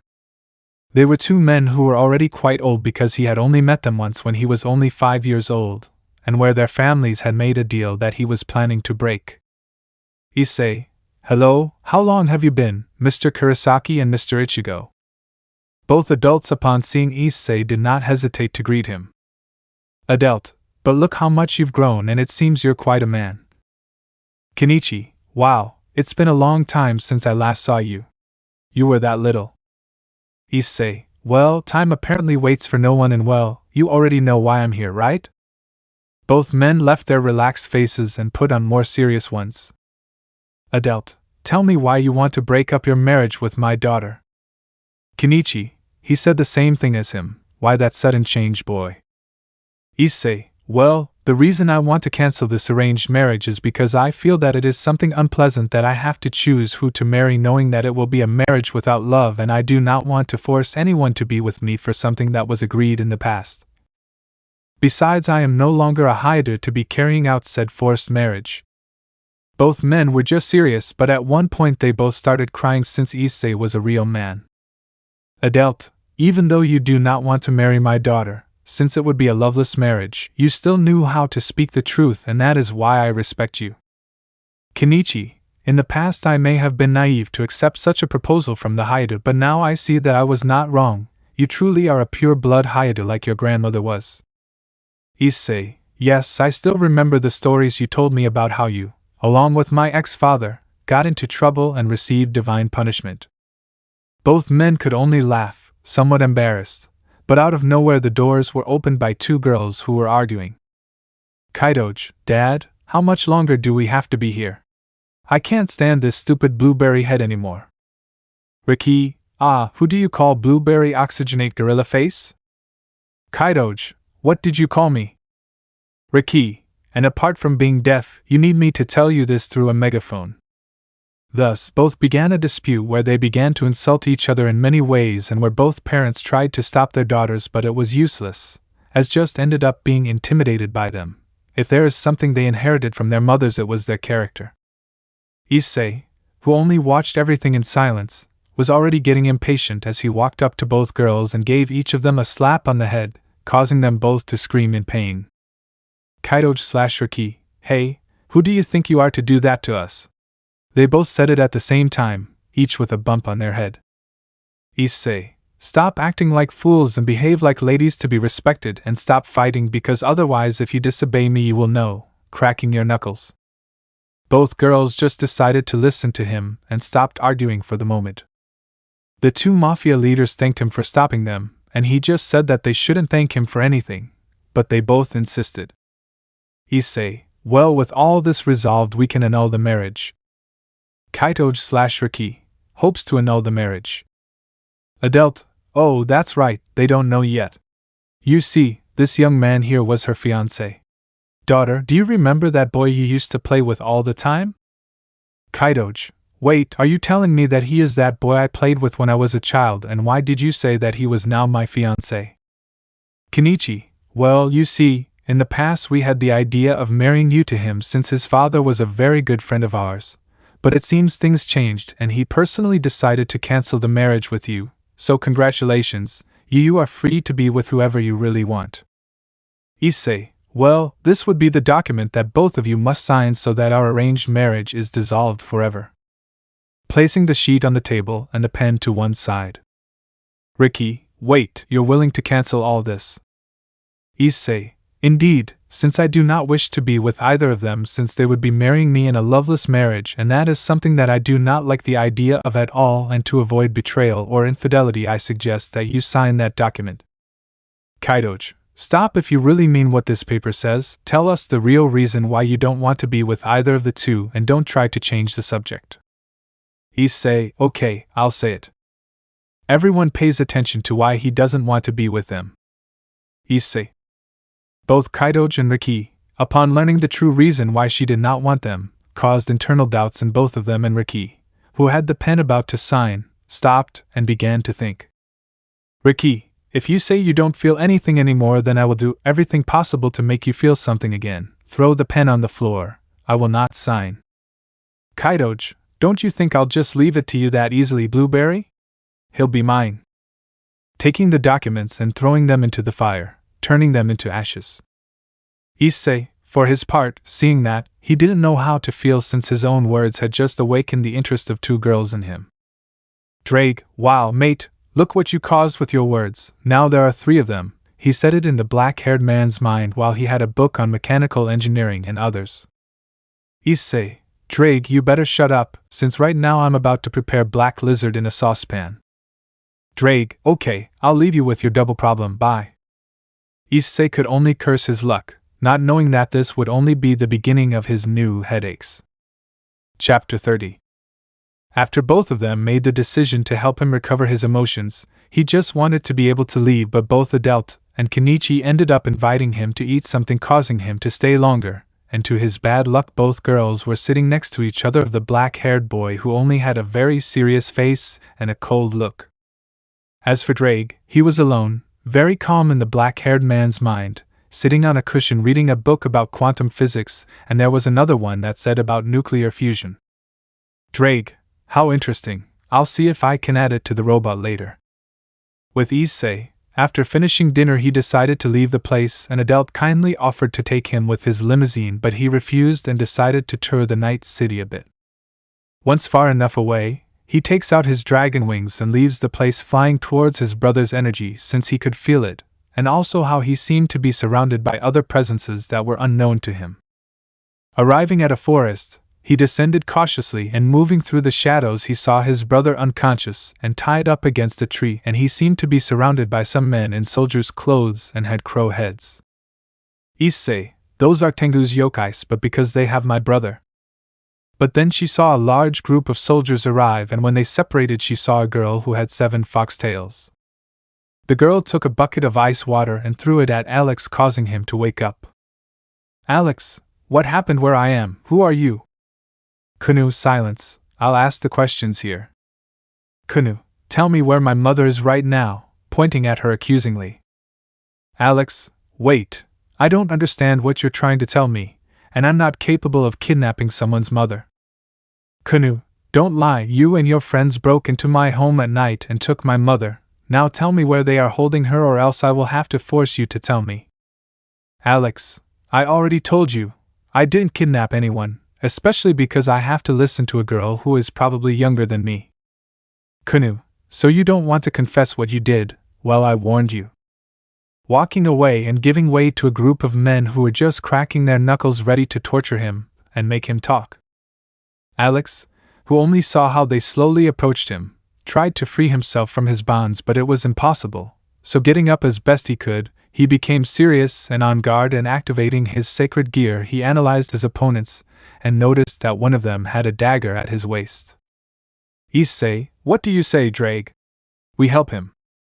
Drake, don't leave it. Apparently he has solved it by himself, while he had a book on how to use a car volume 1. Issei, I don't understand why you are reading those books. Drake, knowledge is power, don't forget that. Back with Alex. He waited patiently for his opponents to approach him, and when they were within range he used his legs that were not tied and gave a strong kick to the one on the left, and before the other could react he grabbed him in a lock and brought him closer to give him a head, but that disoriented the guy, and Alex took advantage of his proximity to turn around with the trunk, and using his hands he took the dagger and cut his ties. The guy recovered and was about to attack him, but a punch hit him squarely in the face, causing him to fall to the ground. Kunu, but how? It doesn't matter, capture him. Alex, okay gentlemen, get ready, and you, pointing to a somewhat corpulent guy, have something that belongs to me and I plan to get it back.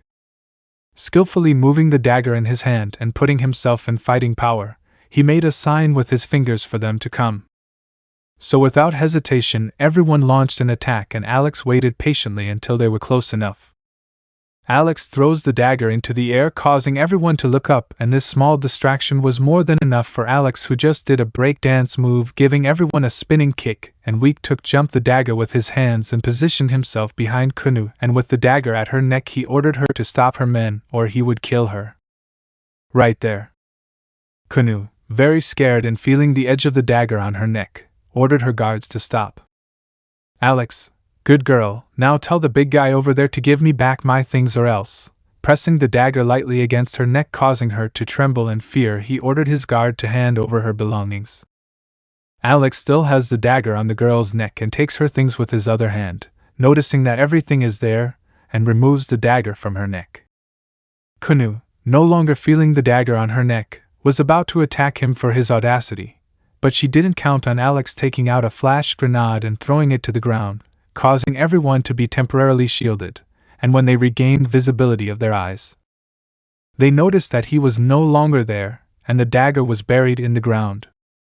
Kunu, due to such humiliation she received, could only clench her fists out of fury and ordered everyone to leave the place. So everyone left the place and took their unconscious companions with them.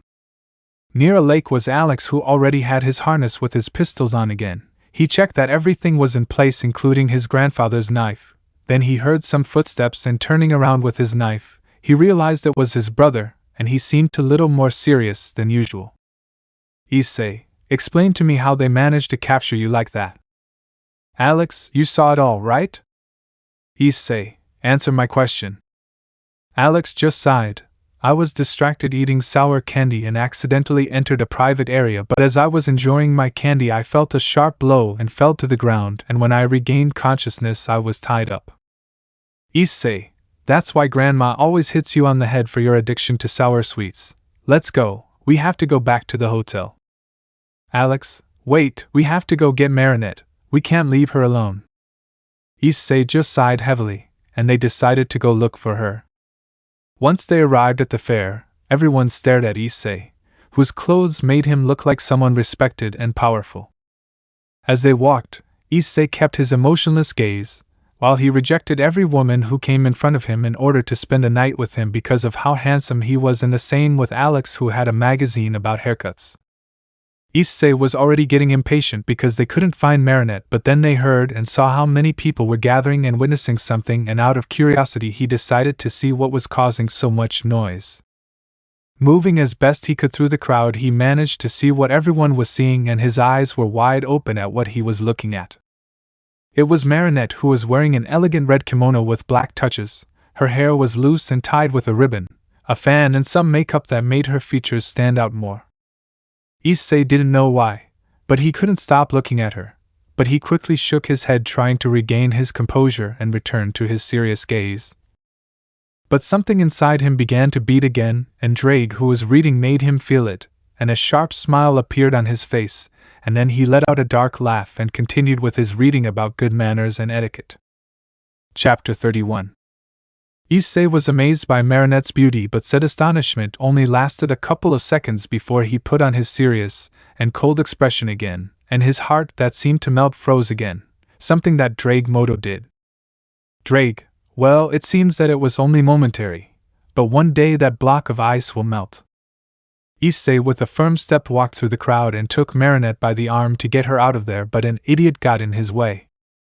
Idiot, hey, let her go. You have no right to take such a beauty. Issei looked at him impassively and clenched his fist. He landed a punch that sent him flying against the wall, leaving him unconscious from the blow. Nobody said or did anything, and the guy's friends got scared and ran away from the place like little girls. Issei, let's go, that's enough for today, tomorrow we can continue. Marinette didn't say anything and followed him to the hotel in silence. The next day Issei and Alex had to leave Marinette with a group from class while they both went to a meeting with Azazel. Entering her room were Azazel, Sarah Fall, and a fox girl who screamed when she looked at Alex. Kunu, you damn little man, what are you doing here? Alex, don't be kidding me again, are you stalking me? Kunu just took out a dagger and launched herself at Alex, who pulled out her blade, managing to avoid a cut across her chest. It seemed like a battle was about to happen, but a blow to the girl's head stopped her, and she only let out a soft scream. Issei, no fighting now, we are in a meeting. Kunu, hey, who do you think you are to hit me in the head? Issei just knelt down to her height, and with a look that seemed to drill into her soul decided to remain silent. A while later, and a brief explanation of what had happened earlier, Kunu apologized for her outburst yesterday against Alex, who accepted her apology since holding a grudge against her would only show that she was lowering herself to the level of an idiot. What the meeting was about was that Kunu's mother was kidnapped, and she showed them a photo of her, something she shouldn't have since Drake emerged from Issei's shadow in his human form and snatched the photo from her. Drake, hey babe, just look at those Magumbos, just seeing them excites me, I'll keep the photo thanks disappearing in Issei's shadow. He just shook his head at his partner's attitude and apologized for what he did, and Kunu didn't care, although she felt a little jealous of her mother and her big watermelons. Then a few days passed where both Issei and Alex began to investigate and also look for those responsible for the kidnapping of Kunu's mother and it was not necessary to continue searching since they introduced themselves saying that they were descendants of great heroic legends, and that they came from the faction of the heroes or else they were. Until they deserted because they wanted to have more power and show that humanity should be at the top and that only Sunrina beings should be hunted like animals. Thus began a small battle that was not a big deal since they were only measuring the capabilities of their opponents. Then the group of heroes left, and the leader told them that they would meet again another time. That's how things went on like in the anime until they reached the decisive moment in the battle where they forced Yasaka to enter her giant fox form and explained that their plan was to attract the attention of the legendary DXD dragon Great Red and enormous power was needed to attract it. Kunu, with the help of the other Haidu who had arrived to help, noticed that both Issei and Alex were not fighting, instead they seemed to be analyzing the situation. Issei, hey, do you think we can stop her? Alex, it's a big deal, but knowing you, you'll be able to defeat her with some effort since the battle against Loki wasn't easy. Issei, you're right, and apparently Saji was the key to this situation, but because he was so confident they left him unconscious. Alex noticed something coming in their direction, and they both stepped aside only to see his brother Max with some injuries and turned in the direction it came from, seeing a woman with blonde hair. Issei, I'll leave it to you, it's obviously more your style. Alex, okay. So Issei runs towards Yasaka, transformed into a giant kitsune, and covers himself in his armor, but before he can get there, he detects something and manages to cross his arms in time, since he managed to avoid the imminent impact of a spear from his attacker, who stood in front of him, preventing him from reaching his target. Ciao ciao, hello again Sekiryuria Issei Hayate. Issei, don't ever call me that name again or I'll kill you, with a cold voice and without any emotion. Ciao ciao, what's happening? Maybe I touched a nerve. Well, it doesn't matter, I won't let you pass, the ritual is almost over and you won't be able to avoid it, ha ha ha. Issei, you're wrong there. I just have to finish you off and it's all over. Taking out his sword, but something was happening as out of nowhere the sword began to move and from it came several chains that embedded themselves in Issei's arm and a mouth emerged from the sword that looked at the spear with hunger. Issei didn't understand what was happening until a voice that wasn't Drake Rez's echoed in his head. Voice, I'm hungry, I'm hungry, I'm hungry, consume, tear, consume, tear. Issei's sword wanted only one thing, the spear in front of him made him hungry, he wanted to consume it, tear it apart, and possess all its essence. Issei for some reason began to get carried away, but Drake manages to prevent it. Drake, friend, do not allow the desire of this sword to consume you, fulfill the request of your sword and make it evolve. Issei, and what will you do? Drake, I have a kitsune to save. Cao Cao was watching with interest as his opponent took out a strange sword that gave off a great power much greater than his teammate's sword, but then he saw a person emerge from the black-haired man's shadow and before he could say anything or try to stop him, he disappeared, but not before laughing darkly. Issei, well, now that we were like this, get ready Cao Cao because this will be your grave. Cao Cao just moved his spear with agility and got into a fighting stance ready for anything. Meanwhile with Drake he was twisting his fists, and behind him was an unconscious Heracles without an arm, while Drake wiped the blood from his mouth as he had a little snack. Drake, well, if I use my dragon form that will consume all my power that I barely managed to recover after my fight against Loki's son. I better bring it. Searching through his pockets he takes out a key that had a small chibi dragon on it, and presses a button. Inqua. At the back of the house where the pool was, it began to open from side to side revealing an underground hangar, and from there a large object came out, and shot towards the location of its creator. Chapter 32. The battle for the salvation of Queen Yasaka was at its highest point as both Issei and Cao Cao did not seem to want to be hit, and dodged or countered each other's attempt. But there was a scene where Issei's sword tried to eat the spear but Cao Cao managed to avoid it, angering the sword that only wanted to consume the spear. Cao Cao, why don't you just give up once and for all? Issei, I don't plan to do it, plus I have a kitsune cheap copy of Karama to stop and prevent your plans from coming true. Cao Cao, it doesn't matter, because when I kill you and your other companions, no one will be able to invite me to achieve my dream. Issei just launched himself back into the fight.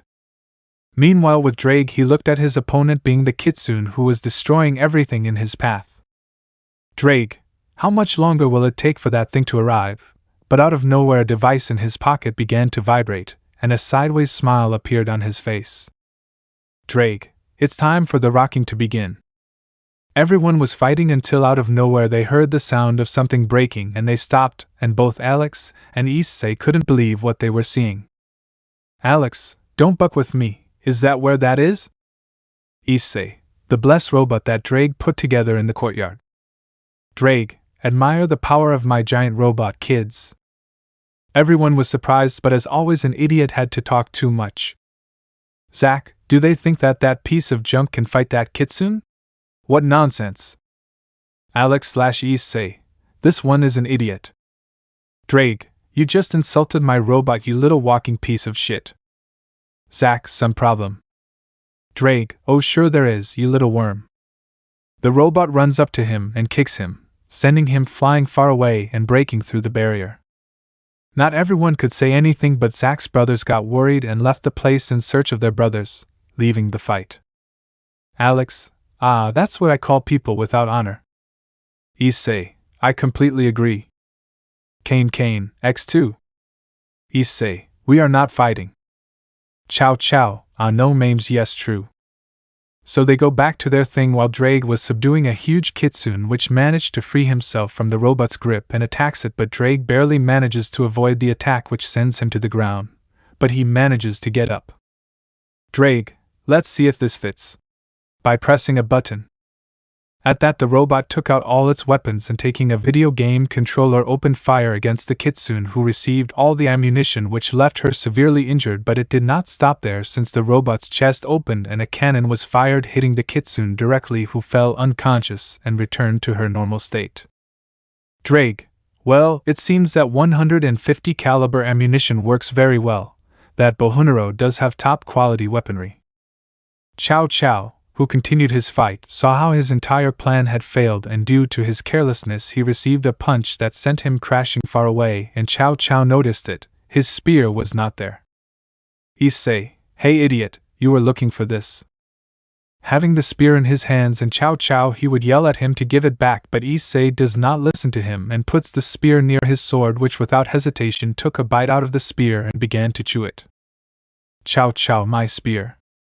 He screamed, completely deranged, as the black-haired man's sword ate the last remaining piece of the spear, and he let out a burp to return to normal. In that, Chow runs towards Issei with intentions of hitting him, but before he can even do so he ends up being stepped on.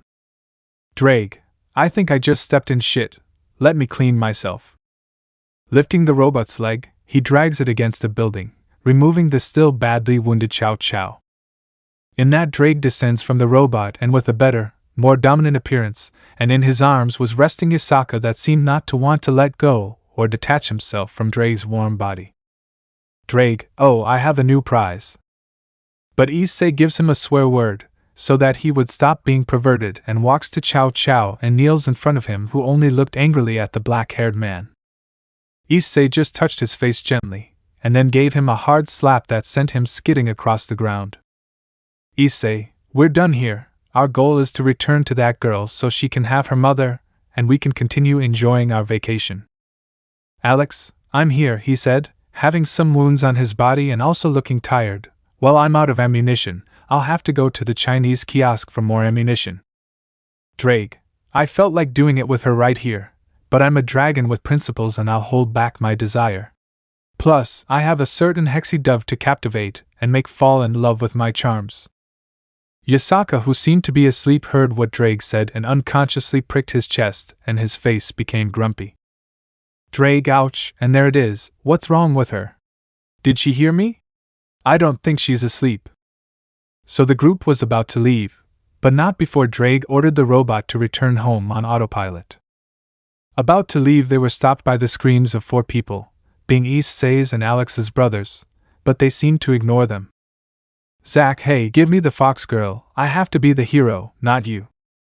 Zuri, hello brothers, I see that you have something that is ours, so be kind and give it to Queen Yasaka and we will collect whatever we want. Well said sister. Max, what are you waiting for? Give us the woman now. Issei, hey, do you hear something? Drake, I swim just the sound of the wind. Alex, I think my ears are a little dirty because I didn't hear anything.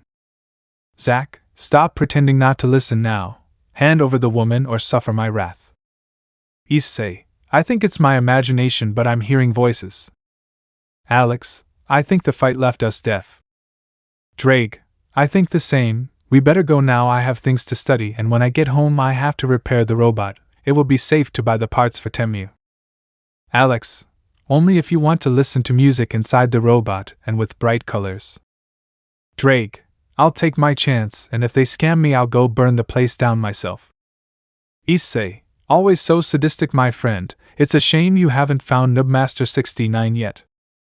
Drake, don't remind me, he's still on my blacklist. Alex, you have a list. Drake, yes, it is here. Alex looks at the note and sees several names, but Albium's was crossed out, and Noobmaster 69's name took the place. Elsewhere, Vali could be seen training non-stop as he wanted revenge for the humiliation he received, but out of nowhere Albium, who was in Vali's mind, felt like his heart was broken, and he didn't know why he felt that feeling. As the trio were about to leave, an attack came towards them but was stopped by a magic shield. They turned back and saw that their attacker was Zach, who was preparing another attack on Issei's side, and looked at Alex, who understood what his brother was trying to tell him, and nodded. Before Zach could launch another attack he couldn't, as the sound of a gun being hammered was heard throughout the place. In slow motion the brothers saw how Alex pulled out a gun and fired at Zach, who had no time to cover himself, and watched as his arm was torn off by the force of the shot, causing a torrent of blood to come out of his right side, and a deafening scream could be heard throughout the field, and the people who were watching could not bear such a bloody act. Alex slowly walks up to Zach, who was kneeling and holding the area where his arm was used to be, and looked up with fury and tears, but feels the cold metal touching his forehead. Alex, you know I could just kill you and this would all be over, but I think death is too good for you, and I'd better let you live longer so you can continue to suffer, and for this to be a warning to you and the rest of your pathetic family. Whispering in her ear. Mess with me or anyone important to me and I swear I will make you feel true hell firsthand. Moving the gun away from his forehead and turning his back only to turn around and kick him, sending him flying away. Alex, listen to me very well. You better stop playing and take that idiot to heal him, but if you decide to stay you will have to be aware of the consequences, reloading the revolver. The other members of the Hayate family did not know how to feel or how to react to such a threat, but after a couple of minutes they decided to help their brother, who was very ill. Alex returned to his brother's side and Issei created a magic circle, leaving the place. Chapter 33. After the battle against the group of heroes that ended up humiliated, they ended up leaving the place, and a furious Cao Cao swore revenge for such humiliation that they did to him. As for Issei, Alex and Drake, they had returned Queen Yasaka to her daughter's side, who thanked them politely, and that once her mother wakes up they will be summoned to receive their reward. Issei doesn't give a shit about the reward, and neither does Alex. He just wanted to find a gun shop to buy new weapons and lots of ammunition, since the Chinese kiosk is being remodeled according to what he notified him that he had found a new selling partner. Drake, on the other hand, did want a reward, and with a sharp smile he knew what he wanted. Then a few days passed where Issei enjoyed his vacation to the fullest by visiting some places, taking photos and eating some street food, since there was very little sophisticated food and on the street they gave you a bowl with everything and it was cheaper. Alex, for his part, spent his time buying all kinds of weapons from store to store and sending them to the mansion, since there were things he wanted to try. Alex, hi, how much does that tactical combat harness cost? Seller, $20,000, comes equipped with the latest in combat and survival, as well as being comfortable for combat and causing no discomfort to the user.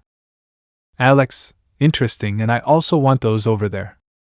Seller, here you go, young man. The total will be $28,000. Do you want to pay in cash or by card? Alex takes out his card and the seller charges him for his purchases, and he is happy with the place. Seller, I hope to see you soon, young man, entering your now empty store. Well, that young man bought all my armory and illegal weapons brought from Latin America, but I made a lot of money. Meanwhile, Drake was getting ready, putting on perfume, and picking up a bouquet of flowers. Drake, well, the day has arrived. Luckily I managed to convince Threaten Azazel to call his sister to a supposed meeting, and now I will go to conquer the heart of my hexy little dove. About to leave, someone else opens the door, being Issei, who seemed more serious than usual, and seeing Drake dressed like that, he sighed and said, Issei, don't end up causing a Capiche madness. Drake, okay, I won't cause any crazy things, I promise. Issei stepped aside, letting him walk towards his destination. While later she arrived at her destination, which was a food store, and, looking around, she saw that she was surrounded by some men who seemed to have bad intentions with what would be hers in the future. Sharpening her gaze and releasing some of her killer instinct, she walked to her date. The people who saw him pass by could not help but feel a great chill run through their bodies, as the killing instinct he gave off was very terrifying. As for the guys, they were trying to force Seraphine to accompany them to a place where they could have fun, but she wouldn't let them, something that was beginning to make the men impatient, and the one who seemed to be the leader of the group couldn't stand it any longer, and grabbed her roughly by the arm, saying that if she doesn't cooperate by good means it will be by bad means. Michel, being touched, was about to slap the guy for his audacity, but someone got there first. Drake, that's not the right way to deal with a lady, you filthy, disgusting mortal, grabbing the man by the face and lifting him up and then throwing him away. You better leave or you'll end up like him. The others only escaped, but one of them took out a knife ready to kill him, but his intentions were null since Drake's Seuss had the tip of the knife between his fingers, and with force he broke the blade of the knife, with which he gave him a diagonal cut not so deep but that would cause him a lot of pain, and would leave him a reminder not to mess with him. The badly injured man fled as best he could, clutching the large wound he had in his chest. Drake just walked up to his date, and cordially extended his hand in a polite manner. Michel, who are you, and thank you for saving me, but I could do it alone. Drake, I know, but I can't let such a beautiful lady get her hands dirty, and here is a bouquet of white roses. Michel, thanks, but tell me who you are. Drake, I see that my new appearance has left you confused, but I will present myself before you again. Seraphine. Michel, leaning a little, he delicately took her hand and placed a kiss on it, making her blush. I am Drake Gotch, the Celestial Red Emperor, and I have come today to ask you to go on a date with me. Tell me you will accept my most humble request. Kneeling before her and giving her a soft smile. Michel was completely shocked, and after hearing the last thing she blushed, and was left thinking, but noticed that all his words were sincere and true. Michel, okay, I have agreed to be your date, Red Emperor. Drake, just call me Drake, that's all. Michel, it's okay, Drake-san. Drake stands up and offers his arm to the woman, who hesitates for a moment, but lets out another sigh and takes his arm and holds on to him a little closer. So they decided to start their date.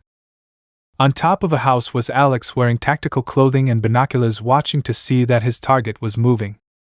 Alex, Black Dragon, hear crazy weapons change, the target is moving towards your position.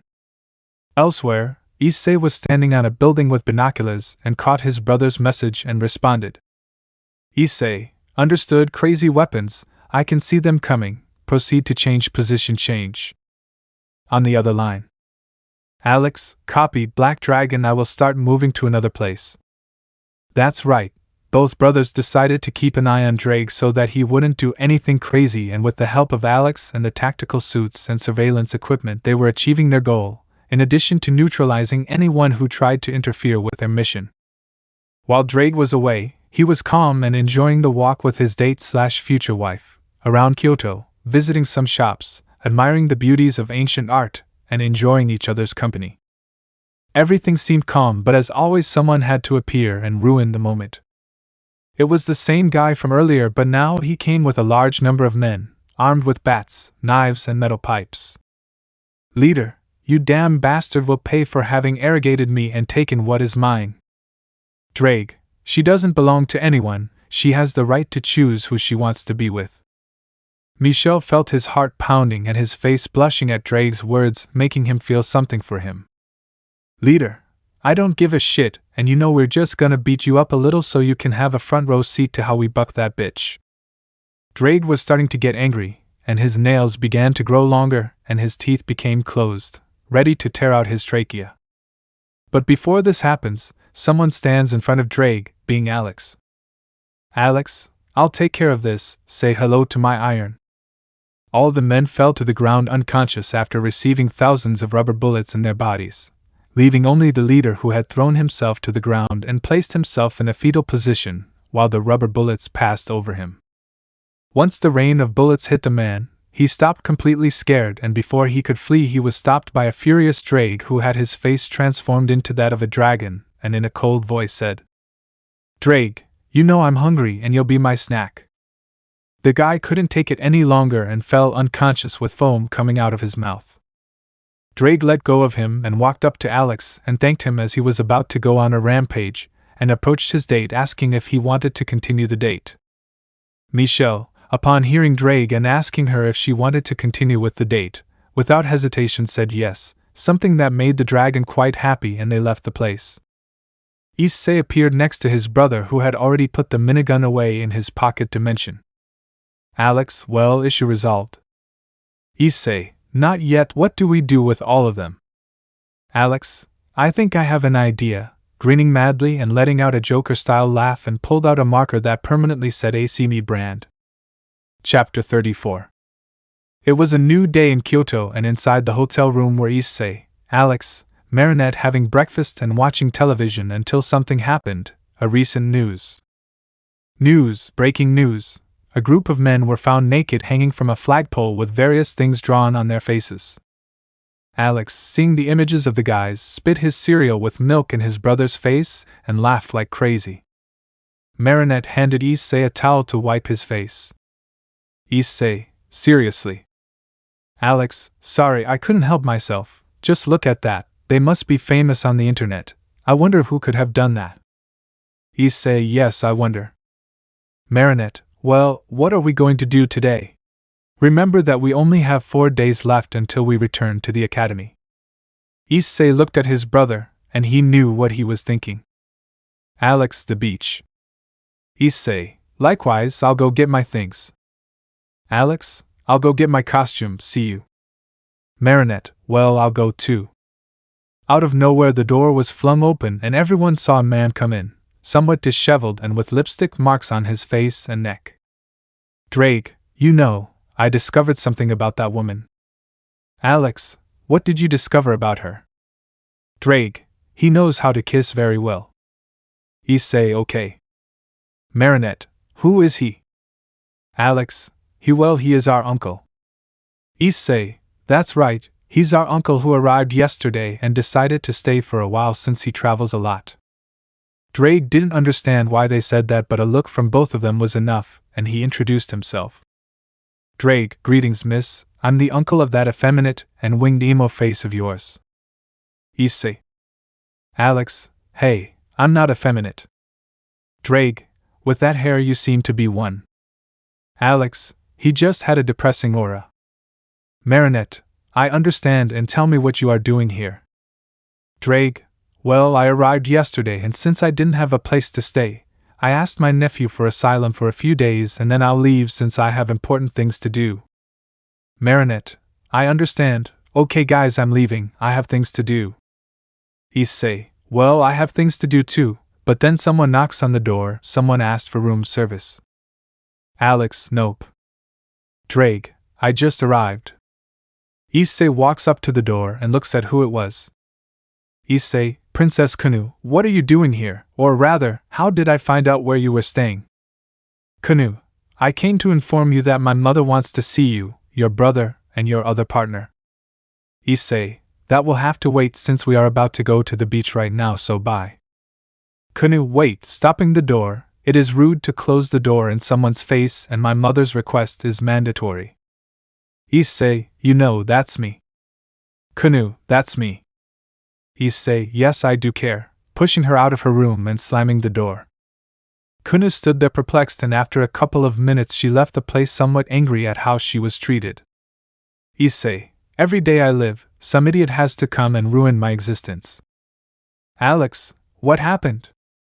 Issei explains it to him and Alex understands and Drake, Well, he was sitting on the couch reading a book about war weapons and another about architecture.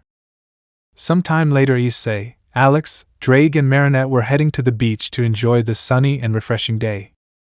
Unbeknownst to Issei, a black limousine containing 2 girls followed the group from a distance. Arriving at their destination, they went to the locker room to change clothes. A while later, everyone was in their beach clothes but Issei, Alex, and Drake stood out a lot for their physique, and Marinette felt somewhat embarrassed by how she was seen for her beauty. Issei, okay, everyone has fun, I'll go get some sun. Drake, don't get so tanned, I wouldn't like to have a dark-skinned nephew. Alex had to hold back his laughter, and Marinette could only imagine how dark his skin would look. Issei ignored them and went to lie down in his chair and enjoy his peace. Drake was swimming in the water like a professional, Marinette was building a castle, and Alex was playing volleyball with some people. Everything seemed calm until something had to happen. A group of teenagers came to Marinette and started making fun of her for doing things for children and destroyed her castle. Alex, who was playing quietly, saw what was happening and went to inform his brother, who was relaxed in his chair. Alex, Issei, come quickly, it's urgent. Issei, and now what happened? Alex just pointed out a place, and Issei, seeing what was happening, didn't know why, but that made him feel annoyed, and with a firm step he went to stop those guys. Marinette was sad because her work was destroyed and she was about to go somewhere else when a girl pushed her into the sand and recorded everything while they laughed at her. That caused a trauma from her past to come back, and she could only hug herself. While the group just laughed at their situation and the girl just kept recording as if she didn't care, suddenly someone took her phone away and destroyed it with a squeeze. The girl was about to yell at him for what he did, but a fist hit her face, sending her swallowing sand. Everyone was surprised when they saw this, and a guy who seemed to be the girl's boyfriend got angry and went to confront the black-haired man, but a murderous look was enough to make him fall to the ground scared to death. Issei approached Marinette, and when he touched her she reacted in a scared way and moved away from him. Issei, Marinette, calm down, it's me, Issei. Marinette, upon hearing her partner's name, rushed towards him, hugging him and trembling with fear, and panic could be seen in her eyes. Issei, seeing that look, reminded him of himself when he was a child, and sighing he picked her up and proceeded to take her away. The other boys, seeing that he was distracted, were about to hit him, but a scream stopped them from trying. Drake, hey idiots, that's not your vehicle over there, pointing at a large truck in the water, and you could see it starting to sink. One of the boys screamed for his car and ran out, followed by the others since his things were inside the car. Drake, mate, you better take her to a place where she can be calm, okay? Issei just nodded and walked away with a Marinette who was still shaking with fear and took her to a quieter place. Not far from the beach, a limousine arrived and 2 girls got out, wearing beach outfits. Kyoto, what a nice day to go to the beach.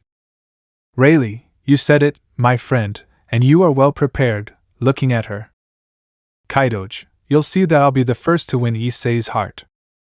Ricky, with those C-cup breasts, you won't be able to captivate him, but I have better attributes, making her E-cup breasts bounce.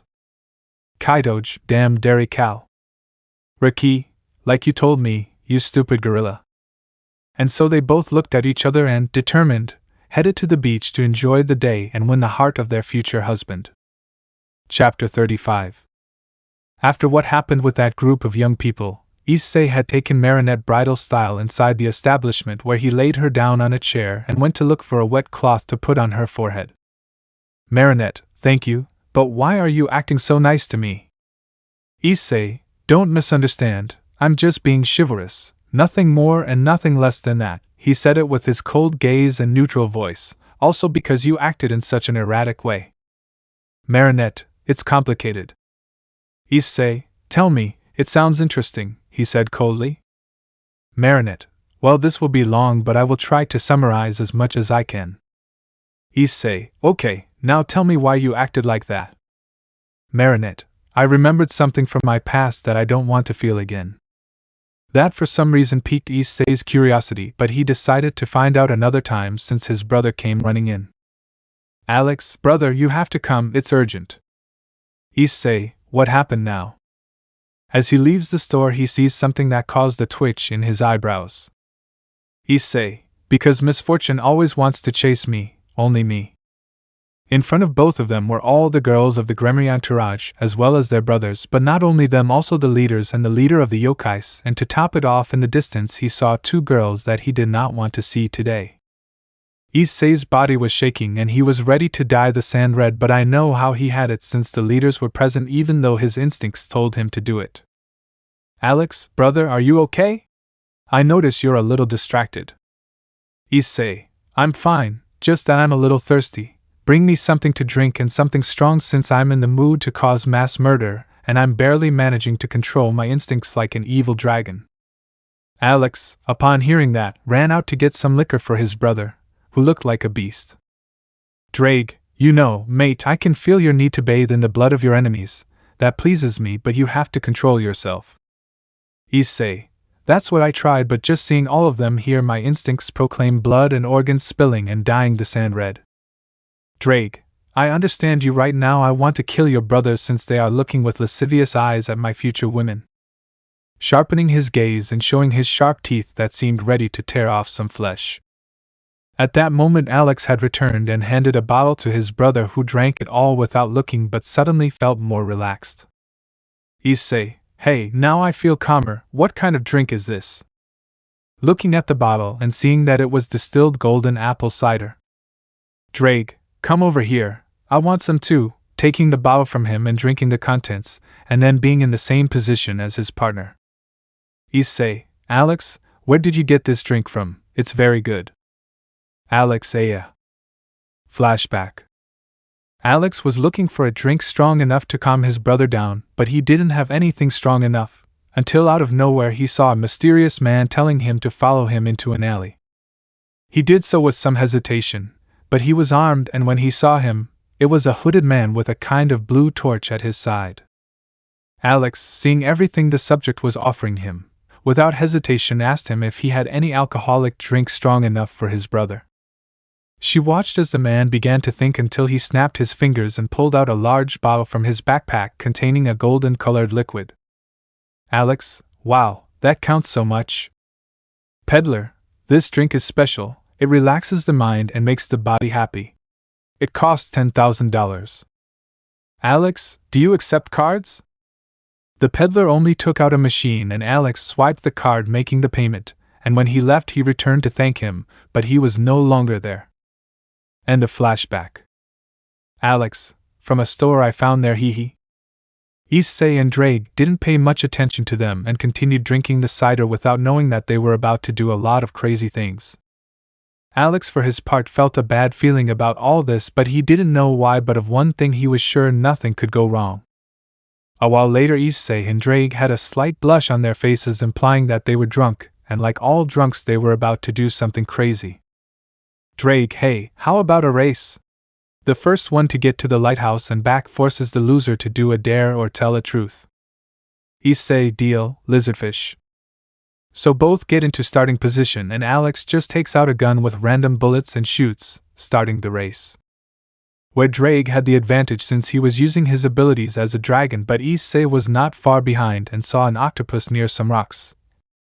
So grabbing the octopus unawares he squeezed it, and stained Drake's face with ink, causing him to go temporarily blind and deviating from his path, and Issei without hesitation reached the lighthouse and turned around to return. There were no traces of Drake, something that made him happy, thinking that he was about to win, but without knowing it, something huge was swimming beneath him and about to reach the finish line. Something came out of the water, and when it fell it was Drake, who had used his dragon form to swim faster, and being outside he returned to his human form and won the race. Issei, hey, that's cheating. Drake, says the one who used an innocent octopus to blind my sight, and now since I'm the winner, you choose truth or dare. Issei, true. Drake, it was you who clogged the toilet. Issei, dare. Drake, I dare you to kiss that seagull. Issei, you're crazy. Drake, you wanted it, I challenge you, now do it. Issei just sighed and went to the seagull, and when he tried to kiss it, it opened its mouth and caught its head. While later Issei returned with saliva covering his head and had a serious look. Issei, well, my turn, truth or dare. Drake, true. Issei, you were the one who spent over $1 billion of my card on food, Fortnite turkeys, and Warzone COD points. Drake, no, mmmmhhhh, well yes, but you know very well that we have a great fortune. Issei, I know that, but the way you spent that large amount may cause us to be investigated by Interpol. Drake, yes, that's what you say, mate, we better go enjoy the beach before we leave. Then they see Alex sleeping on a chair and a malicious idea appeared on both of their faces. Drake, go get some oil. Issei, it's okay, you go for the bra. So they both go in search of what they asked for, and when they returned, looking at their victim who was still asleep and laughing like villains, they smeared Alex's body with oil and Drake put her bra on and wrote something on her chest. Issei, I can't wait to see your reaction. Drake, I hope the sun doesn't end up cooking the poor thing. Thus the duo retreats to enjoy their almost tranquility on the beach, since the girls, upon seeing Issei, again tried to get his attention by revealing their very provocative swimsuits that generated lewd thoughts in more than one man. But for Issei it did not matter, since he was busy thinking about something while he said it to Drake. Issei, hey Drake, I have a question. Drake, which? Issei, yes, the one who invented reading. How did he know he was reading? Drake, well that I don't know, face savoring food. Issei, here I have another one for you. Drake, I'm listening. Issei, how does a mute, still deaf man tell him that a blind man is looking at him? Drake, mint.exe has stopped working, initiating reboot protocol. Issei just laughed at the expression his partner had. Drake, you know you better leave those questions for another time, it's too much information for my fragile mind. At that a blonde woman stood in front of both of them, being Michelle. Issei quickly adopts a serious posture and a terrifying look, but on the other hand Drake was drooling at what he was having in front of him. It was the leader of Heaven, Michelle, who, due to her voluptuous body, chose to wear a school swimsuit since a bikini was too much for her, but without knowing it she had made a hungry dragon. Michelle, hello diare Drake kun, it's a nice morning tomorrow, not today. He said it somewhat nervously since he still remembers what happened on his date, and it was difficult for him to look at the dragon in the face. At that Drake put his arm over her shoulders, causing her to squeal a little in surprise, and before she could say or do anything else Drake whispered in her ear. Drake, you know, that school swimsuit you're wearing shows off your divine body really well, and I'm feeling like eating you right here without caring who sees us. Michel felt a shiver run down his spine, and then his face turned as red as a tomato, and so that his embarrassed face would not be seen he hid in his abdomen. Drake, I'm just playing, but as he looked down he couldn't help but feel his heart pounding at the beautiful sight before him, and a need to protect her rose from deep within him. Without hesitation, he lifts her chin and plants a tender and passionate kiss on her, which shakes and warms the angel's heart, who seemed to feel protected and warm at the same time. As their mouths separated, they felt the need to do it once more and were about to kiss again when someone stopped them. Issei, if you want to do that kind of thing in a place like this, I recommend you go to a motel, because if you don't know it, there are children present. Pointing around as several children including Milikas and Kunu watched the entire interaction between the two, making the angel embarrassed, but Drake didn't seem to mind the idea of teaching the children some sexual anatomy, but a look from his partner was enough to stop any crazy ideas. Once everything calmed down, Issei decided to enjoy the rest of the day, and then he saw Marinette return, who seemed to be calmer, something that made him happy, but she put her cold gaze back on. Now we can see Issei doing something he loved to do as a child, building sand castles. But then a ball hit his castle, and when he saw the direction it came from, his gaze sharpened. Zach, oh sorry, did I destroy something lol? Issei, I see Azazel made you a new arm since losing the other one only showed how weak you are. Zach stopped laughing and changed his look to an irritated one, and stood in front of his brother. Issei, you have something to tell me, shorty. Zach, listen to me, idiot. Maybe now you're the big thing and all that, but someday everything that matters to you will be mine. And when I want something, I have it. You heard me. Touching his chest with his finger. Big mistake. Without anyone seeing, he grabbed his brother by the neck and slowly squeezed it. Suddenly, he brought his face close to his and whispered in his ear. Issei, you want to take everything from me, then try it, and I will personally take care of sending you and the rest of your pathetic family to the depths of dark purgatory, and believe me, this is just a warning, keep bothering me and it will only be worse for you. Letting go of him and watching him retreat while trying to catch his breath. Issei let out a sigh and watched as his fist was surrounded by a dark, corrosive energy before calming down and managing to turn it off. Issei, with each passing day it is more difficult for me to control my desires to kill, dismember and tear, they grow stronger. Breathing heavily and sweating a little, but he feels something cold on his cheek and sees it was Marinette who had brought him some ice cream. Marinette, I noticed you were a little tense, so I brought you some ice cream. My mother always told me that something sweet can brighten someone's day. Giving him a smile that for some reason made Issei look at her more calmly, and thanked her gesture and took a taste of her ice cream, savoring its sweet flavor being a mix of chocolate and mint slush. Some time later the sun was beginning to set, ushering in the night, and Issei decided to prepare something for his group, which was some meat and vegetable skewers. The joke with his brother also worked, as he looked like a freshly boiled lobster and decided to stay in the water to calm the pain in his body. Issei, Drake, go and bring me the ingredients if you want to eat. Drake understood this and went to a store, and while standing in the back he took out some Tiamat meat, a large piece, and a bag of mixed vegetables. Upon returning, he handed everything over to the black-haired man who got to work. Also they were not alone, since two girls had joined them, Kyoto and Riki, who tried to approach Issei to start conversations, but he always avoided them or turned a deaf ear. With Marinette's help, they dug a hole in the sand and surrounded it with stones, making a mini bonfire and putting a circular plate on top. Marinette decided to go look for some dried branches, and Issei stayed to cut and chop the vegetables. When she returned with the firewood, she was amazed by his incredible skill and precision in cutting the meat and chopping the vegetables, doing it quickly and calmly without breaking a sweat. Coming out of his astonishment, he went up to him and showed him what he had achieved, while he also pointed out several dry coconut shells that he would use as firewood for the fire. A while later everyone was sitting at the makeshift table waiting for Issei to arrive with the food. Marinette, hey, tell me one thing, you guys are Issei's, pointing at Kyoto and Riki? Kyoto/Riki, we are his fiancés.